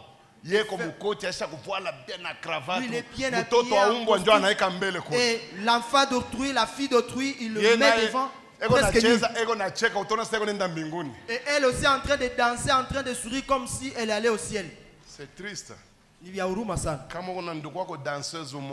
Et si tu as une soeur danseuse, prie beaucoup pour elle. Vraiment, j'ai pitié d'elle, vraiment là. Ce sont des grandes malheureuses. Vraiment, Niba, tu as olé sana. Et l'une d'elles m'a dit pour qu'on l'accepte dans un orchestre. Chef d'orchestre. Il fallait qu'elle couche avec le malgré la chef d'orchestre, il fallait aller la chargée de discipline d'orchestre. Et ensuite, il fallait qu'elle couche avec le chargé de discipline. Elle s'est retrouvée pour qu'on les recrute seulement pour danser. Elle a été violée par 5 personnes. Mais pas le patron en Afrique.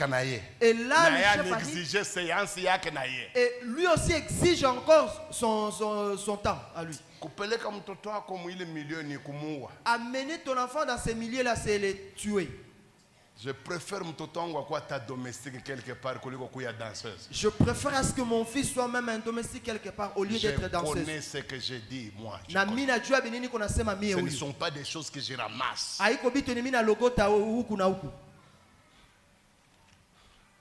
Maintenant, écoutez. Ça musique. La principale raison. Na sababu ya kabambi kuyote. L'ultime raison. Sababu ya kabambi kuyote yote. L'importante raison. Sababu ya muhimu sana sana. Qui me pousse à enseigner sur la sorcellerie. Enye inanisukuma ni ubiri juu ya mambo ya buchawi. Pourquoi Esdras enseigne sur la sorcellerie? Juu ya nini papa Esdras ana ubiri juu ya mambo ya buchawi? Esaïe chapitre 61. Isaya makumi sita na moya.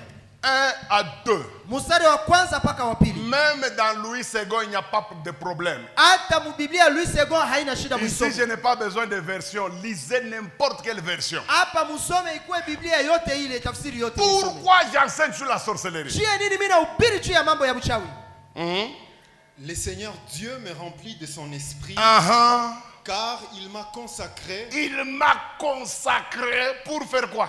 Et m'a donné pour mission. Il m'a donné comme mission d'apporter aux pauvres une bonne nouvelle. Et de prendre soin des désespérés.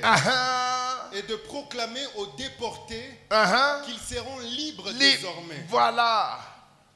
Et de dire aux prisonniers que leurs chaînes vont tomber. C'est pourquoi j'enseigne sur la sorcellerie. Mon ami, pourquoi j'enseigne sur la sorcellerie? Écoutez ce que Jésus-Christ dit. L'Éternel m'a oint, moi Jésus, pour annoncer la bonne nouvelle aux pauvres, pour proclamer la liberté aux captifs, pour annoncer une année de grâce, et pour délivrer les prisonniers. Pourquoi j'enseigne sur la sorcellerie? Puisque Jésus a reçu l'onction nécessaire pour libérer tout prisonnier, le sorcier y compris. Voilà pourquoi j'enseigne sur la sorcellerie. J'enseigne sur la sorcellerie pourquoi? Puisque Jésus est assez puissant pour délivrer les sorciers et les ensorceler. Tous peuvent obtenir la liberté. Moi, je suis de ceux-là. Vous savez, je suis scandalisé dans ma vie quand j'entends les évangélistes, les pasteurs du Congo dire tout haut, kama kuna bulozi kunaisha utaokokaka. Alors, kama mkunaambia batu aseme bulozi abwishake, Alors tukwe sérieux. C'est que bile bioto tunobiraka bantu ni bia bongo. Bile bia kulanda se yes aneshaka magumu. Bon, eko na shindo buloji. Sasa tukwe kwake tukafani. Munona ke ba evangeliste ni ba hypocrite sana. Utasikia kuma mikro kuma radio. Mukuye kwa Yesu. Njoni kwa Yesu. Yesu anamaliza mambo yote. Mulozi akitoke asema we yako hapana. Yesu akokufa juu yako. Alors kumbe Mungu nalanda. Et ça, Mungu nalanda les gens. Kama Yesu eko nguvu. Et si Jésus est puissant, bulozi hawezi kumresiste. La sorcellerie ne peut pas résister devant Jésus. Muntu kona kubiri leo. Celui qui vous prêche aujourd'hui. Eko na histoire ya balozi kiolela baliokoka mu ministère yake. Il a une histoire de beaucoup de sorciers qui se sont convertis dans son ministère. Mu communauté yangu. Dans ma communauté à moi. Mwenye Mungu alinyeka mwongozaji. Là où Jésus m'a placé comme leader. Pasteur balikuwa balozi na et il y a des gens qui étaient des sorciers. J'ai fait sortir de la sorcellerie. Ils sont pasteurs aujourd'hui. Et si Dieu m'a envoyé de sillonner tout Congo, aller même à l'intérieur et partout là où je suis passé, et j'ai vu des gens qui étaient ensorcelés depuis le ventre de leur mère. Et j'invoque Jésus.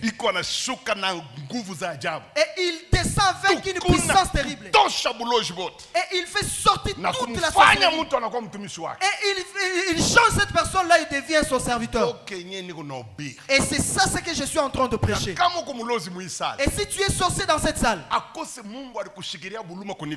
peut-être Dieu a eu pitié de toi, c'est pourquoi il m'a amené ici. Peut-être il m'a envoyé à cause de toi. Tu souffres avec ça. Et si tu dis ça à un homme de Dieu, il te moque de toi. Et Dieu m'a fait quitter Lubumbashi. Et il m'a amené jusqu'ici pour un seul but. Pour qu'il enlève ta sorcellerie à toi. Et si tu me suis attentivement, et c'est ça, c'est ta dernière fois dans la sorcellerie. Et on ne te verra plus jamais là-bas. Et je ne dis pas des choses en blaguant. Et je ne suis pas dans l'évangile là superficiel. Et je suis dans l'évangile de feu. C'est que les Kinois disent Ochetembe Omoni. Ouvre ton cœur. Et tu vas te convertir. Je te dis, même si tu as quel genre de Jésus Jésus que nous invoquons là, il va descendre. Il va te délivrer. Même si tu n'es pas sorcier. Mais on t'a ensorcelé au point où et on t'a sorcelé au point où tu es devenu comme le ballon des sorciers. Vous savez, il y a des gens qui sont devenus comme des ballons des sorciers. Il dit, il devient un jouet. Il devient un jouet chargé de l'intercession. Et si vous demandez à l'église qu'est-ce qu'il fait, il est le responsable de l'intercession. Si vous demandez, premier ancien. Oh, il est l'ancien numéro 1 de l'église. Et voilà ta honte. Et tu verras un enfant de 4 ans sorcier. Il ensorcelle un ancien. Non seulement et non seulement il ensorcelle et il le tue aussi. Oh Seigneur, reviens. Vous verrez quelqu'un qu'on a donné la sorcellerie le lundi. Déjà vendredi. Le vendredi déjà. Il commence à ensorceler celui-là qui a 15 ans en Jésus-Christ. Et il est intercesseur.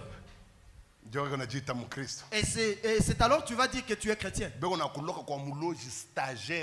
t'ensorcelle par un sorcier stagiaire. Il ne maîtrise même pas bien la sorcellerie, mais il t'ensorcelle quand même. Et vous dites que cet enfant il a la sorcellerie. Ah, c'est ta honte vraiment.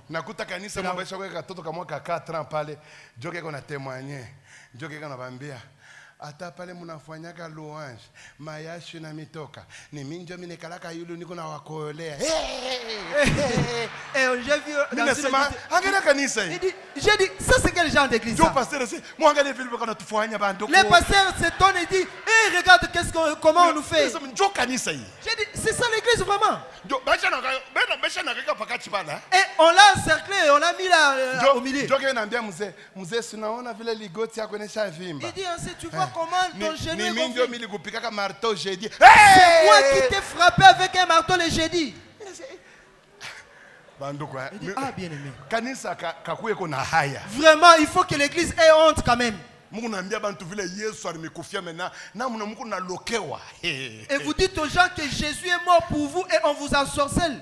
Papa, bile bitu ifai bishe. Bien aimé, ces histoires-là, ça doit finir. Ule atakwa apande yule anze kunikola ni nani? Qui celui-là qui peut oser être sur moi et en train de pisser sur moi? Munyambie ataka kama mulozi anapasha kuniloka mie Ezras. Dites-moi, même si un sorcier peut me tuichike m'ensorceler, kanawezi kuniloka. qu'on accepte Bon. quand même qu'il peut m'ensorceler. Na hii bunene yangu tena mukiungu kani. Et moi ici, avec ma masse, Wewe unionyeshe tu kiungu moya mkongo mkinaweza kuenea bunene bwangu. vraiment une casserole ici au Congo peut contenir ma masse. Njo mtu mwa kwa togelea aseme Voilà, unaona une personne pasero wenu peut pala venir. anavimba mkongo ni mimi njo nilimuloka jo Oh, mi il a yo un Yesu moi, je l'ai Yesu associé. nyoko weko Oh nyoko Jésus, délivre-moi, délivre-moi. Ça, mi moi là. papa Non, non. ni zamani C'est dépassé. pana leo Pas aujourd'hui. pana leo Pas aujourd'hui, c'est passé. pime Ose seulement. pima kuya Ose venir. takusaka busiku Je na vais kes- te na gripper kesho la yako nuit. utalamuko kwa hospitalo Et tu vas aller te réveiller là à l'hôpital. utafunda kuloka watu wengine. Mi sina matériel didactique Moi, je ne suis didactique pas, wako. et moi, je n'ai pas ton matériel didactique. Sia.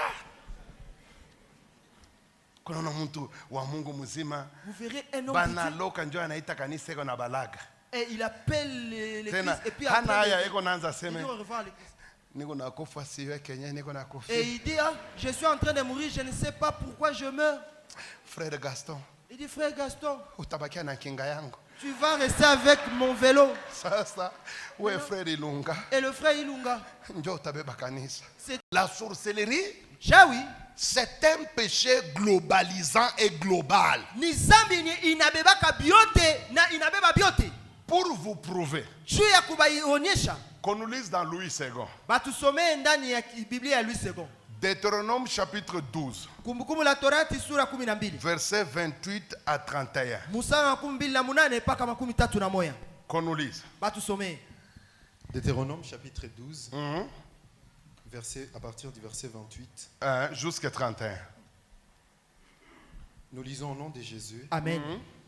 Garde et écoute toutes ces choses que je t'ordonne, afin que tu sois heureux, toi et tes enfants après toi, à perpétuité, en faisant ce qui est bien et ce qui est droit aux yeux de l'Éternel ton Dieu. Lorsque l'Éternel ton Dieu aura exterminé les nations Qui sont que tu continue. vas chasser devant toi, Qu'est-ce qu'il faut éviter? lorsque tu les auras chassés et que tu te seras établi dans leur pays, Oui, qu'est-ce qu'il faut faire? garde-toi de te laisser prendre au piège Pas. en les imitant après qu'elles auront été détruites devant toi. Quelles sont les choses qu'il ne faut pas imiter? Ces nations-là faisaient quoi? Nani Continue, mataifa yalikuwa wanafanya continue nini? mon ami. Endelesha usomi. Garde-toi de t'informer de leur Dieu et de dire comment Comment est-ce qu'ils faisaient? ces nations Servaient-elles servaient-elles leur Dieu? Moi aussi, je veux faire de même. Il ne faut pas faire ça. Pourquoi? Tu n'agiras pas ainsi Tu n'agiras pas ainsi. à l'égard de l'Éternel ton Dieu. Car Elles servaient leur Dieu elles servaient leur Dieu comment? en faisant toutes les abominations. En faisant quoi? Toutes les abominations. Répétez, en faisant quoi? Toutes les abominations. Écoutez, Dieu est en train d'appeler toutes les pratiques que ce peuple faisait. Il les appelle les abominations. Mungu anaita ile matendo ya ile mataifa yote anaisema ni machukizo. Souvent, dans ce texte, abomination veut dire quoi? Na katika hii maandiko machukizo ndio kusema nini? Un ensemble de pratiques observées par le peuple qui habitait ce pays avant l'arrivée d'Israël. Inakuwa matendo ya ile taifa walikuwa wakifanya mbele taifa ya Israeli ifike. Donc, dans cette ville, Ndani ya ile mji il y avait beaucoup de pratiques. kulikuwa na matendo mingi, Mais toutes ces pratiques sont appelées le péché d'abomination de sorcellerie. na ile matendo yote inakuwa machukizo, Vous zambi ya comprenez machukizo. que la sorcellerie, ce n'est pas un péché. Na munaelewa sasa, Mais c'est tout uchawi haiko sana un moya. ensemble. Inakuwa Et ujumla, dans cet ensemble, il y a beaucoup de pratiques. na ndani ya ile ujumla kuko Exemple. matendo mbalimbali. Je vais vous donner la liste de ceux qui entraient dans nous, toujours avec la même Bible. Quelles sont les pratiques que Dieu appelait le péché d'abomination, sorcellerie? Suivons. Tufate usomi. Lorsque tu seras entré dans le pays que l'Éternel, Hein. ton Dieu te donne, Hein. tu n'apprendras point à imiter les abominations de ces nations-là. Écoutez, on les appelle bien les abominations, c'est nombreux. Maintenant, Banaita ni écoutez, machukizo. écoutez la liste des choses qui entraient dans la sorcellerie. Sikia sasa woroza. Qu'on ne trouve chez toi personne qui fasse passer son fils ou sa fille C'est de, par le feu. C'est de la sorcellerie. Il a dit Continuez. uchawi. Personne qui exerce le métier de devin, C'est de la sorcellerie. Uchawi. Continuez. d'astrologue, C'est de la sorcellerie. Uchawi. Continuez. d'augure, Continuez. de magicien. Tout ça, ça rentre dans ce qu'on appelle sorcellerie. Iye yote inaingia ndani ya kitu na wanasema buchawi. C'est pourquoi la sorcellerie est un péché globalisant. Na ndio maana buchawi inakuwa zambi, ninabeba vitu vingi C'est un ndani. ensemble Inakuwa kitu ya dans ujumla lequel nous avons plusieurs branches. enye ndani yake kunakuwa masehemu mbalimbali. C'est comme la faculté de médecine. Inakuwa sawa masomo ya kinganga. Si tu termines le parcours, on t'appelle docteur. Kama unamaliza banakuita munganga. Ça, c'est le titre. Ile nje inakuwa cheo Mais banakuita. dans la médecine elle-même, Sasa ndani ya ile kinganga il y a des compartiments, kunakuwa na masehemu, il y a des départements. kunakuwa na vikundi. Il y a celui qui fait la médecine Kunakuwa mwingine alisoma kinganga interne. ya bitu ya Il y ndani. a celui qui fait la médecine Kuko mwingine alisoma kinganga des enfants. ya batoto, On l'appelle pédiatre. banamuitaka pediatre. Il y a celui qui fait la médecine Mwingine alisoma kinganga des femmes ya bamama, qu'on appelle gynécologie. banamuitaka gynécologue. Vous me comprenez? Muko nanifata? Mais quand ils terminent, ils sont tous médecins. Wakati banamalizaka masomo bote ni banganga, Mais ils ont des spécialités différentes. lakini banakuwa na bupekee ya De la mbalimbali. même manière aussi la sorcellerie. Na vile vile buchawi C'est un ensemble. inakuwa kikundi Et dans cet moya, ensemble, kwa il y hiyo a des kikundi branches. kunakuwa na kipekee fulani fulani Il ndani. y a par exemple la maïkari. Kunakuwa kwa mfano maikari C'est de la sorcellerie. ni buchawi. Il y a la fraternité. Kunakuwa fraternité C'est de la ni sorcellerie. buchawi. Il y a l'illuminatis. Kunakuwa ba C'est de illuminati la ni sorcellerie. buchawi. Il y a le bouloji des Africains ici. Inakuwa hiyo bulozi ya C'est de la Afrika sorcellerie. nayo ni buchawi. Vous me comprenez? Mungu Mais ananifuata. dans les branches différentes. Lakini batu kila batu biko na ngambo yabo, C'est comme ça que na njo vile il est difficile de détailler la sorcellerie dans ses détails. Il est difficile. inakuwa vigumu kufasiria buchawi kabisa ndani ya undani. Plusieurs pratiques entrent dans ça. Inakuwa na matendo mingi ndani Mais yake, quand bien même c'est difficile, ingawaji inakuwa mingi. mais retenez que la sorcellerie a 3 grandes subdivisions. Na mjue kama buchawi inakuwa na sehemu tatu ya kabambi. Il y a la sorcellerie qu'on appelle magie rouge. Kunakuwa buchawi yenyewe banasema Il y a magie la rouge, sorcellerie qu'on appelle magie blanche. kunakuwa buchawi wanaita magie Et il blanche, y a la sorcellerie qu'on appelle magie noire. na kunakuwa buchawi wanasema magie noire. Commençons d'abord avec la magie rouge. Tuanzie pale ku magie rouge. Pourquoi on l'appelle magie rouge? Shie nini banasema ni magie rouge? Puisque le tout premier peuple à la pratiquer, c'est le peuple à la peau rouge. Sababu batu ya kwanza balibianzaka ni batu benye balikuwa na ngozi ya rouge. Les orientaux, Batu ya kule ya les Bulaya. asiatiques. Batu ya Asia. Et ce sont les Indiens qui en sont les dépositaires. Ni ba indi njo banakuwa benye nayo. Le siège de cette sorcellerie se trouve aux Indes. Na makao ya ile buchawi inakuwa kule Et India. ce sont les Indiens qui en sont les dépositaires. Ni ba indi njo banakuwa benye C'est nayo. le niveau le plus haut de la sorcellerie. Inakuwa ngazi ya juu sana ya Tous buchawi. ceux-là qui sont dans cette sorcellerie Na bote benye biko ndani ya ile buchawi sont puissants que ceux-là qui sont dans la sorcellerie magie blanche. banakuwa na nguvu kushinda bale benye banakuwa ndani ya Ils magie sont blanche. de loin supérieur à la magie noire. banakuwa na nguvu sana kushinda bale banakuwa ndani ya magie noire. Dans cette sorcellerie, on n'a que deux objectifs. Na ndani ile buchawi banakuwa tu na lengo mbili. On travaille pour que le diable contrôle tout.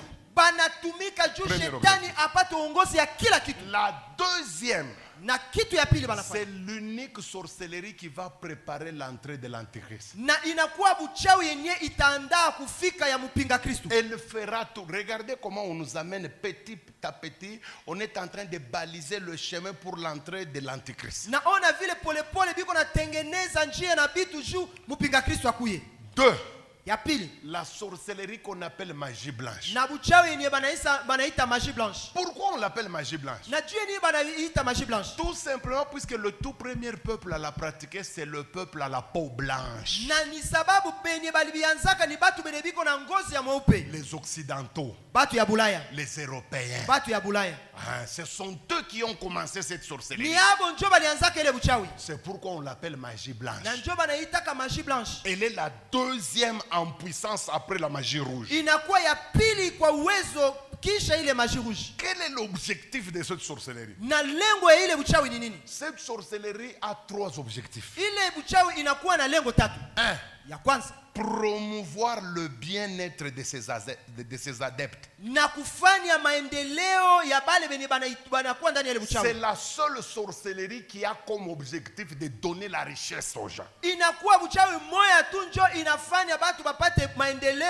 au bapate C'est pourquoi franga. dans cette sorcellerie, Na njo maana ndani ya ile buchawi il est rare d'y trouver un pauvre. hautakutanaka sana sana maskini ndani. Puisque tout celui qui entre, même si tu es pauvre au départ, Na hata unaingia wakati uliingia ulikuwa maskini. c'est une sorcellerie qui promouvoir. Ni buchawi yenye inaleta mafanikio kwa mtu. C'est une sorcellerie qui promeut la vie de ses adeptes. Ni inakuwa buchawi inaleta mafanikio kwa maisha ya batu benye Tu banaitumika. peux entrer chariomène, Unaweza ingia mkarani, tu ne finiras pas chariomène. hautamalizaka karani. Elle va changer ta vie. Itabadilisha maisha yako.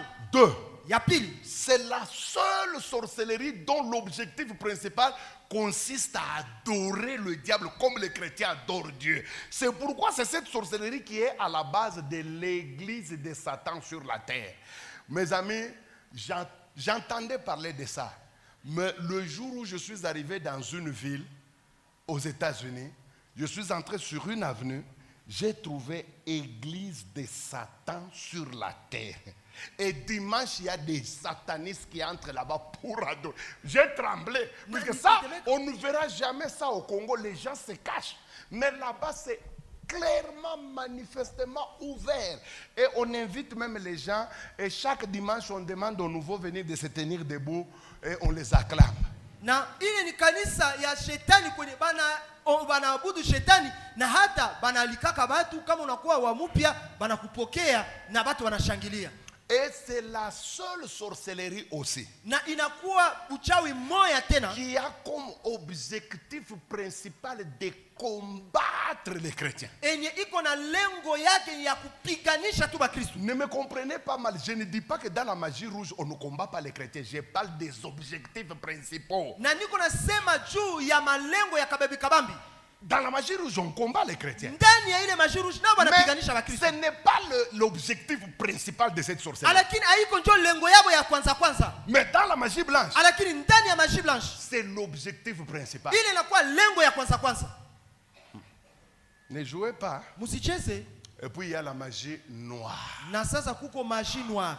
Pourquoi on l'appelle magie noire? Najua ni banaita magie noire. Puisque le tout premier peuple à la pratiquer, c'est le peuple à la peau noire. Ni sababu benye balianzaka ni Muntu batu benye biko na mufika. mtu mweusi muafrika. Moindo. Mtu mweusi. Satana naye anamkumbuka na mchungia kwa buloji bwak. Et le diable aussi a réservé pour lui aussi la sorcellerie. Et pourquoi on l'appelle magie noire? Najua nini banaita magie noire? Tout simplement puisque le peuple qui l'a pratiqué la première, c'est le peuple à la peau noire. Ni jubale benye balianzaka ni batu benye biko na ngozi ya mweusi. Où se trouve son siège? Na makao yake kwapi? En Afrique. Iko hapa Afrika. Base internationale. Hapa njo musingi yake kweli. Amen. Écoutez. Musikie. C'est la troisième en puissance. Inakuwa ya tatu kwa nguvu. Celui qui a la magie noire, ule mwenye uko na buchawi maji noir c'est un petit par rapport à celui qui a la magie blanche. anakuwa chini Il ne ule peut mwenye uko pas na faire maji la blanche. face. Hawezi pingana hata. Ça c'est entre eux, hein? Ile ni katikati yabo. Pas face à l'homme. Hapana mbele ya mwanadamu. Face à l'homme, toutes les trois sorcelleries sont puissantes. Lakini mbele ya mwanadamu ile buchawi yote iko na nguvu sana. Très puissantes même. Na inakuwa na nguvu sana tena. Écoutez, Musikie. de toutes les trois sorcelleries ici, Katikati ya ile buchawi yote tatu, il y en a une qui attire beaucoup. Elle a beaucoup d'adeptes. na kuna kuwa na Plus que les deux autres. iko na batu mingi na inakokota C'est batu laquelle? mingi. Ni yapi? Non, c'est la magie blanche. Inakuwa maji blanche Je ya vais vous bazungu. dire pourquoi il y a trop de gens dans la magie blanche. Unajua juu ya nini kuko batu mingi ndani ya ile buchawi ya bazungu? À cause de deux raisons. Ni juu ya sababu mbili. Un, Ya kwanza, c'est l'unique sorcellerie qui promeut la vie de ses apôtres. ni inakuwa buchawi moja tu yenye inawinisha batu wenye banaingia Quand ndani. vous entrez là-bas, Kama unaingia ndani, c'est pour devenir riche. ni juu kuwe tajiri. C'est pourquoi vous allez trouver dans cette Na sorcellerie-là njoo utakutana ndani ya ile buchawi l'élite de la société. na bale baongozi ya maisha ya batu Les ya masu. généraux sont là-bas. Ba généraux banayala ndani. Les grands avocats sont là-bas. Bale Les batetezi. grands professeurs sont là-bas. Balimu bakubwa banayala ndani. Mwangale buloji bule bunabeba bantu ba mingi ni buloji bwa bazungu juu buku naleta mare. Utakuwa médecin huku bumbafu hauyata koopere me makuta ma clinique unatumikisha benzako ba médecin bale beko banana akili. We bumbafu me uliweza paka vile uliweza lwako kama ulikata milomo me utakuwa na bamvute utabakanyanga au ya operaka muntu me ma clinique yote ya Mugoma ni yako. Et tu n'as jamais opéré quelqu'un, mais tu as plusieurs cliniques à Goma et les autres travaillent pour toi. À cause ya ile iko nakokota batu sana. Et à cause de ça, ça attire plusieurs personnes. Na komana ba pasteur mingi beko muile bulosi. Et c'est pourquoi il y a beaucoup de pasteurs aussi dans cette sorcellerie-là. Na kuku masigne. Et il y a des signes. Beko na bimampete binene binene. Et ils ont de bagues, des anneaux, de gros anneaux. Utaona kama anaanza kufanya appel de fonds iko na kibamba. Et vous verrez lorsqu'ils sont en train de faire des appels de fonds, ils sont en train de toucher à ça. Utashutuka unatosha Prado Ruza jana 0 km unamupa. Et tu seras surpris en train de donner Utakuwa la Prado que tu as acheté il y a même pas. rendre compte karikulo kanisha kwenda. Et tu vas te rendre compte après. Inachana na ile kutoa Prado na wewe mnyongo unasikia furaha ya pastor wako atembee mu Prado. Et toi-même kisha itakuleta baraka. Et c'est ça. Ile ya madawa ni ya unatoa kitu au yeye kinyo unatolea. Et là tu donnes et tu ne te rends même pas compte. Na njoo kuna yala ba pasteur. Et là-bas il y a plein de pasteurs. Peut-être kwenu kugoma kuko bien kulubumbashi papa. Peut-être à Goma c'est bien, mais à Lubumbashi. Kuba pasteur beko naingia mu bureau à reculons. Il y a des pasteurs qui entrent dans leur bureau en reculant. Mungu nenda naye unatokea kuhubiri kwake. Même si vous êtes ensemble, Mungu nenda naye ku bureau. vous entrez au bureau. Avant ingie mu bureau enfin bukalamisha nini. Avant qu'il n'entre, il va faire un petit geste comme ça, tu vas. Puisque ni yake alliance juu ya kuyaja ba. C'est son alliance pour garder ça. Deuxième chose. Pourquoi magie blanche unakokota watu Et sana? pourquoi la magie blanche attire plusieurs personnes? Puisque c'est une sorcellerie hypocrite. Parce que ni uchawi ya bunafiki. Pourquoi je la traite d'hypocrite? Mimi nasema ni ya bunafiki. Elle cache ce qu'elle est réellement à ses adeptes. Inaficha yenye iko kweli kweli mbele ya watu wenye biko quand ndani. quelqu'un touche à la magie blanche, Wakati mtu anagusa ile il uchawi ya ne bazungu, saura pas qu'il vient de toucher à quelque chose de très dangereux. hata jua kama aligusa kitu moja ya hatari sana. Pourquoi? Jua nini? Puisque c'est la sorcellerie qui utilise les mêmes éléments que les chrétiens. Juu ni uchawi yenye inatumikisha bitu ya kufanana na bitu ya Vous allez Ukristo. trouver la Bible là-dedans. Utakutana babo nabo wanakuwa na Vous allez mabiblia. trouver des bougies. Comme nous sommes tous des catholiques, nous avons été des catholiques, tu vas croire que c'est la chrétienté qui continue. Utakutana biko na mamishuma, utawaza ni kikatolika ni bikatoliki njoo Par naendelea. exemple, quand quelqu'un arrive pour la première fois à la Rose-Croix, Wakati mtu anafika mara ya kwanza ku Rose Croix, vous savez quel est le monographe qu'on lui donne? unajua kitu gani ni banampatia ya kwanza? Leur premier journal là. Au kitu gani banampatia asome kwanza? Écoutez le titre. Musikie. Initiation à la vie mystique de Jésus. Anasema Quel beau titre. ni kukuingiza ndani ya maisha si ya tu es miujiza chrétien, ya Yesu. tu penseras que c'est le christianisme qui continue. Na kama Bongo. utawaza ni Bukristo njoo naendelea. Sa utaingia munachofu ndio utakuwa kusutuka se unesha kubamba bulozi bwa ajabu. Et lorsque tu vas Et y puis, entrer, tu ne tu peux vas pas. te rendre compte C'est plus une tard. sorcellerie qui ment. Et ni buchawi ndiye inadanganyaka watu. Deuxième, jobile bintu biko nafanya ke bantu bende mule sana. Et c'est ce qui attire beaucoup de gens qui aillent Mais là-bas. par contre, la sorcellerie qu'on appelle magie noire, Sasa ile buchawi wanaita magie noire. elle ne cache pas ce qu'elle est. Yao haifichake yenye iko. Donc, siku tu ya kwanza utengia mule mubuloji, Eh, unayua deja se unabamba kintu kibaya. Et le premier jour que tu seras initié, tu sauras Elle, que tu as elle ne déjà cache, quelque chose de elle mauvais. ne cache pas ce qu'elle est. Yao haifichake yenye iko. Puisqu'on utilise là-bas des choses qui font peur. Shukule banatumikisha bitu ya kuogopesha. Mule beko na voila mamikaya, Et là on porte des histoires de cache-sexe. de cache-sexe. On Marubindo. utilise des lances, Na banatumikisha mishale. des instruments qui font peur. Banatumikisha vyombo ya sauti yenye inaogopesha. Hii ni bulozi haifuchikaki kile iko. Hii bulozi, cette sorcellerie ne cache pas ce qu'elle est. Batakupa nyama hivi unaingisha mkinywa unasikia inakuwa maragi. Et on Ni va te pale donner pale. une viande comme ça. Wewe tu mwenyewe mets dans la unashutuka. bouche, tu vas- Unanipa nini asekula tu? Qu'est-ce que vous m'avez donné? Il dit, toi, Kula. mange seulement, mange seulement. Iko take away. Il dit, c'est un takeaway. Unakwala. Bwa bachezeshe. Et il ne joue pas. Et dans cette sorcellerie, Na moile bulosi. c'est ça la différence hein, Na nchobu tofauti. avec la magie blanche Na bulosi ya et bazungu. la magie rouge. Na bulosi ya batu ya La Asia. magie noire Ile bulosi ya batu weusi. n'a que 3 objectifs. Inakuwa tu na lengo tatu. Et je vais m'arrêter Na là-bas. pale njo ndamalizia leo. Jean, chapitre 10. Yohane sura 10. Non, non, dada aussitôt que nasimama hapa. Ma soeur, s'il vous plaît, ne sortez pas. Je vais m'arrêter par ici. Ça va t'aider. Hii itakusaidia. Je vais vous demander demain, Ndabaomba kesho, mukuye kombele asa. venez un peu plus tôt. Juu ya nini? Pourquoi?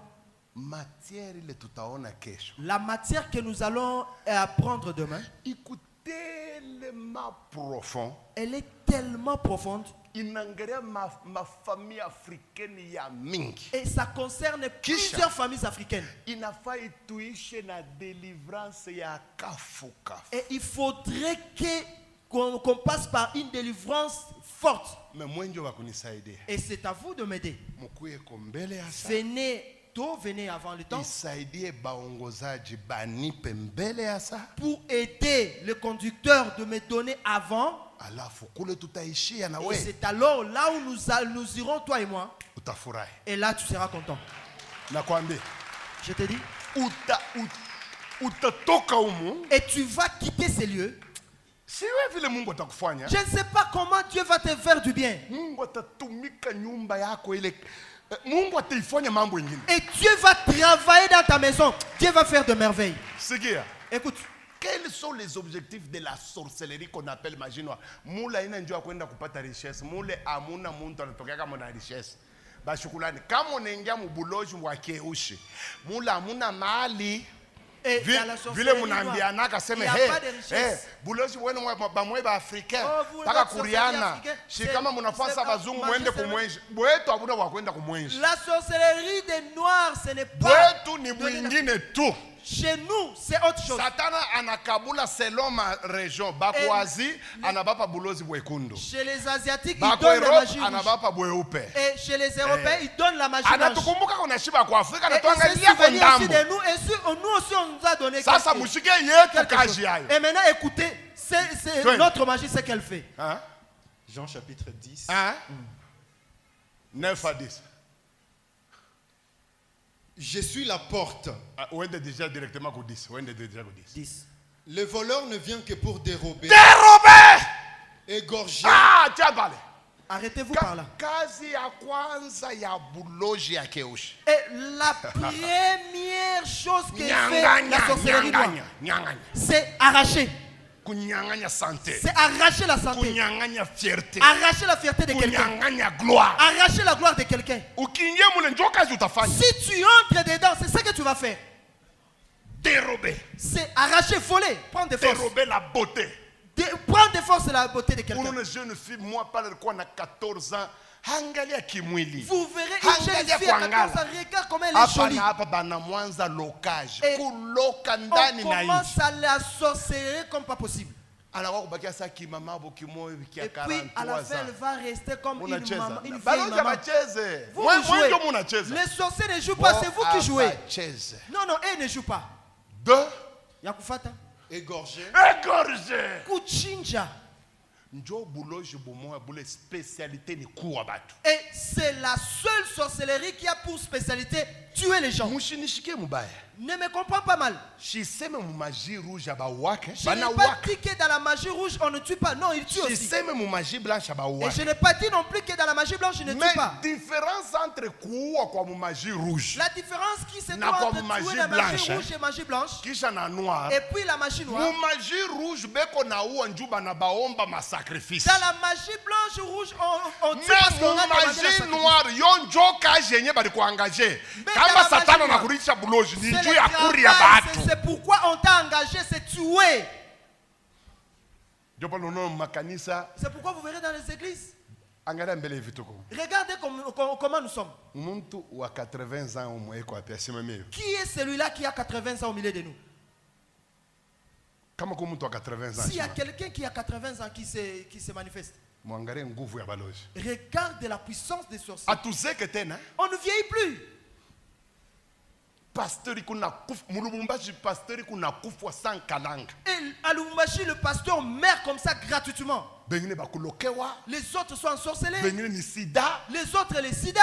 Kuluka luka kuna pita ba pasteur na kufa naye. Et le pasteur, il n'est pas stable et à la fin, il meurt. Njue nini ba pasteur bazeke tena. Et pourquoi les pasteurs ne vieillissent plus? Misa na ingia mukanisa. Moi, lorsque je suis entré à l'église, Pasteur yote ya génération ile mimi likutaka likopaka 85. tous les pasteurs que j'ai connus à ce temps-là, ils avaient toujours D'ailleurs 80 pasteur et wa plus. 50 ans ilikuwa rare Et sana pour mimi. voir les pasteurs de 50 ans, Rare. c'était rare. Mais leo Mais aujourd'hui, angalia na mipima pato wa 80 amusalu mwa muno mtu wa regardez 80. seulement, j'ai demandé ici même dans la salle, il n'y en a pas. Banaenda wapi? Où sont partis? Zamani pale tuko nakomala baze balikuwa mingi Et pika. lorsque nous on grandissait, il y avait beaucoup de vieillards. Leo hatuna na baze. Aujourd'hui, on n'a plus de vieillards. Jeune pour jeune. On est seulement des jeunes. Tuko nakufa nini? Et pourquoi nous mourons? Kulokwa. Parce que nous sommes ensorcelés. Angalia bantu ba ma théâtre ya zamani. Et regardez les gens, les acteurs de théâtre d'antan. Barizeka. Ils ont vieilli. Ba ma musique ya zamani. Les gens qui ont fait la Barizeka. musique d'antan, ils ont vieilli. Hein? Mais leo Mais aujourd'hui, et qui a mwisho et la ils dernière font quoi? chose, Détruire. Détruire. kuharibu kubomoa, Détruire des maisons. kuharibu manyumba, Détruire des mariages. kuharibu mandoa, Détruire des églises. kuharibu makanisa. C'est ça les activités de la sorcellerie. Na njo kazi ya buchawi ya batu beusi. Alors à partir ya kesho Et maintenant, à partir de demain, tutaona nous allons apprendre ce que nous devons faire yenye inabidi tufanye pour être délivrés. juu tufunguliwe. Que Dieu vous bénisse. Mungu awabariki.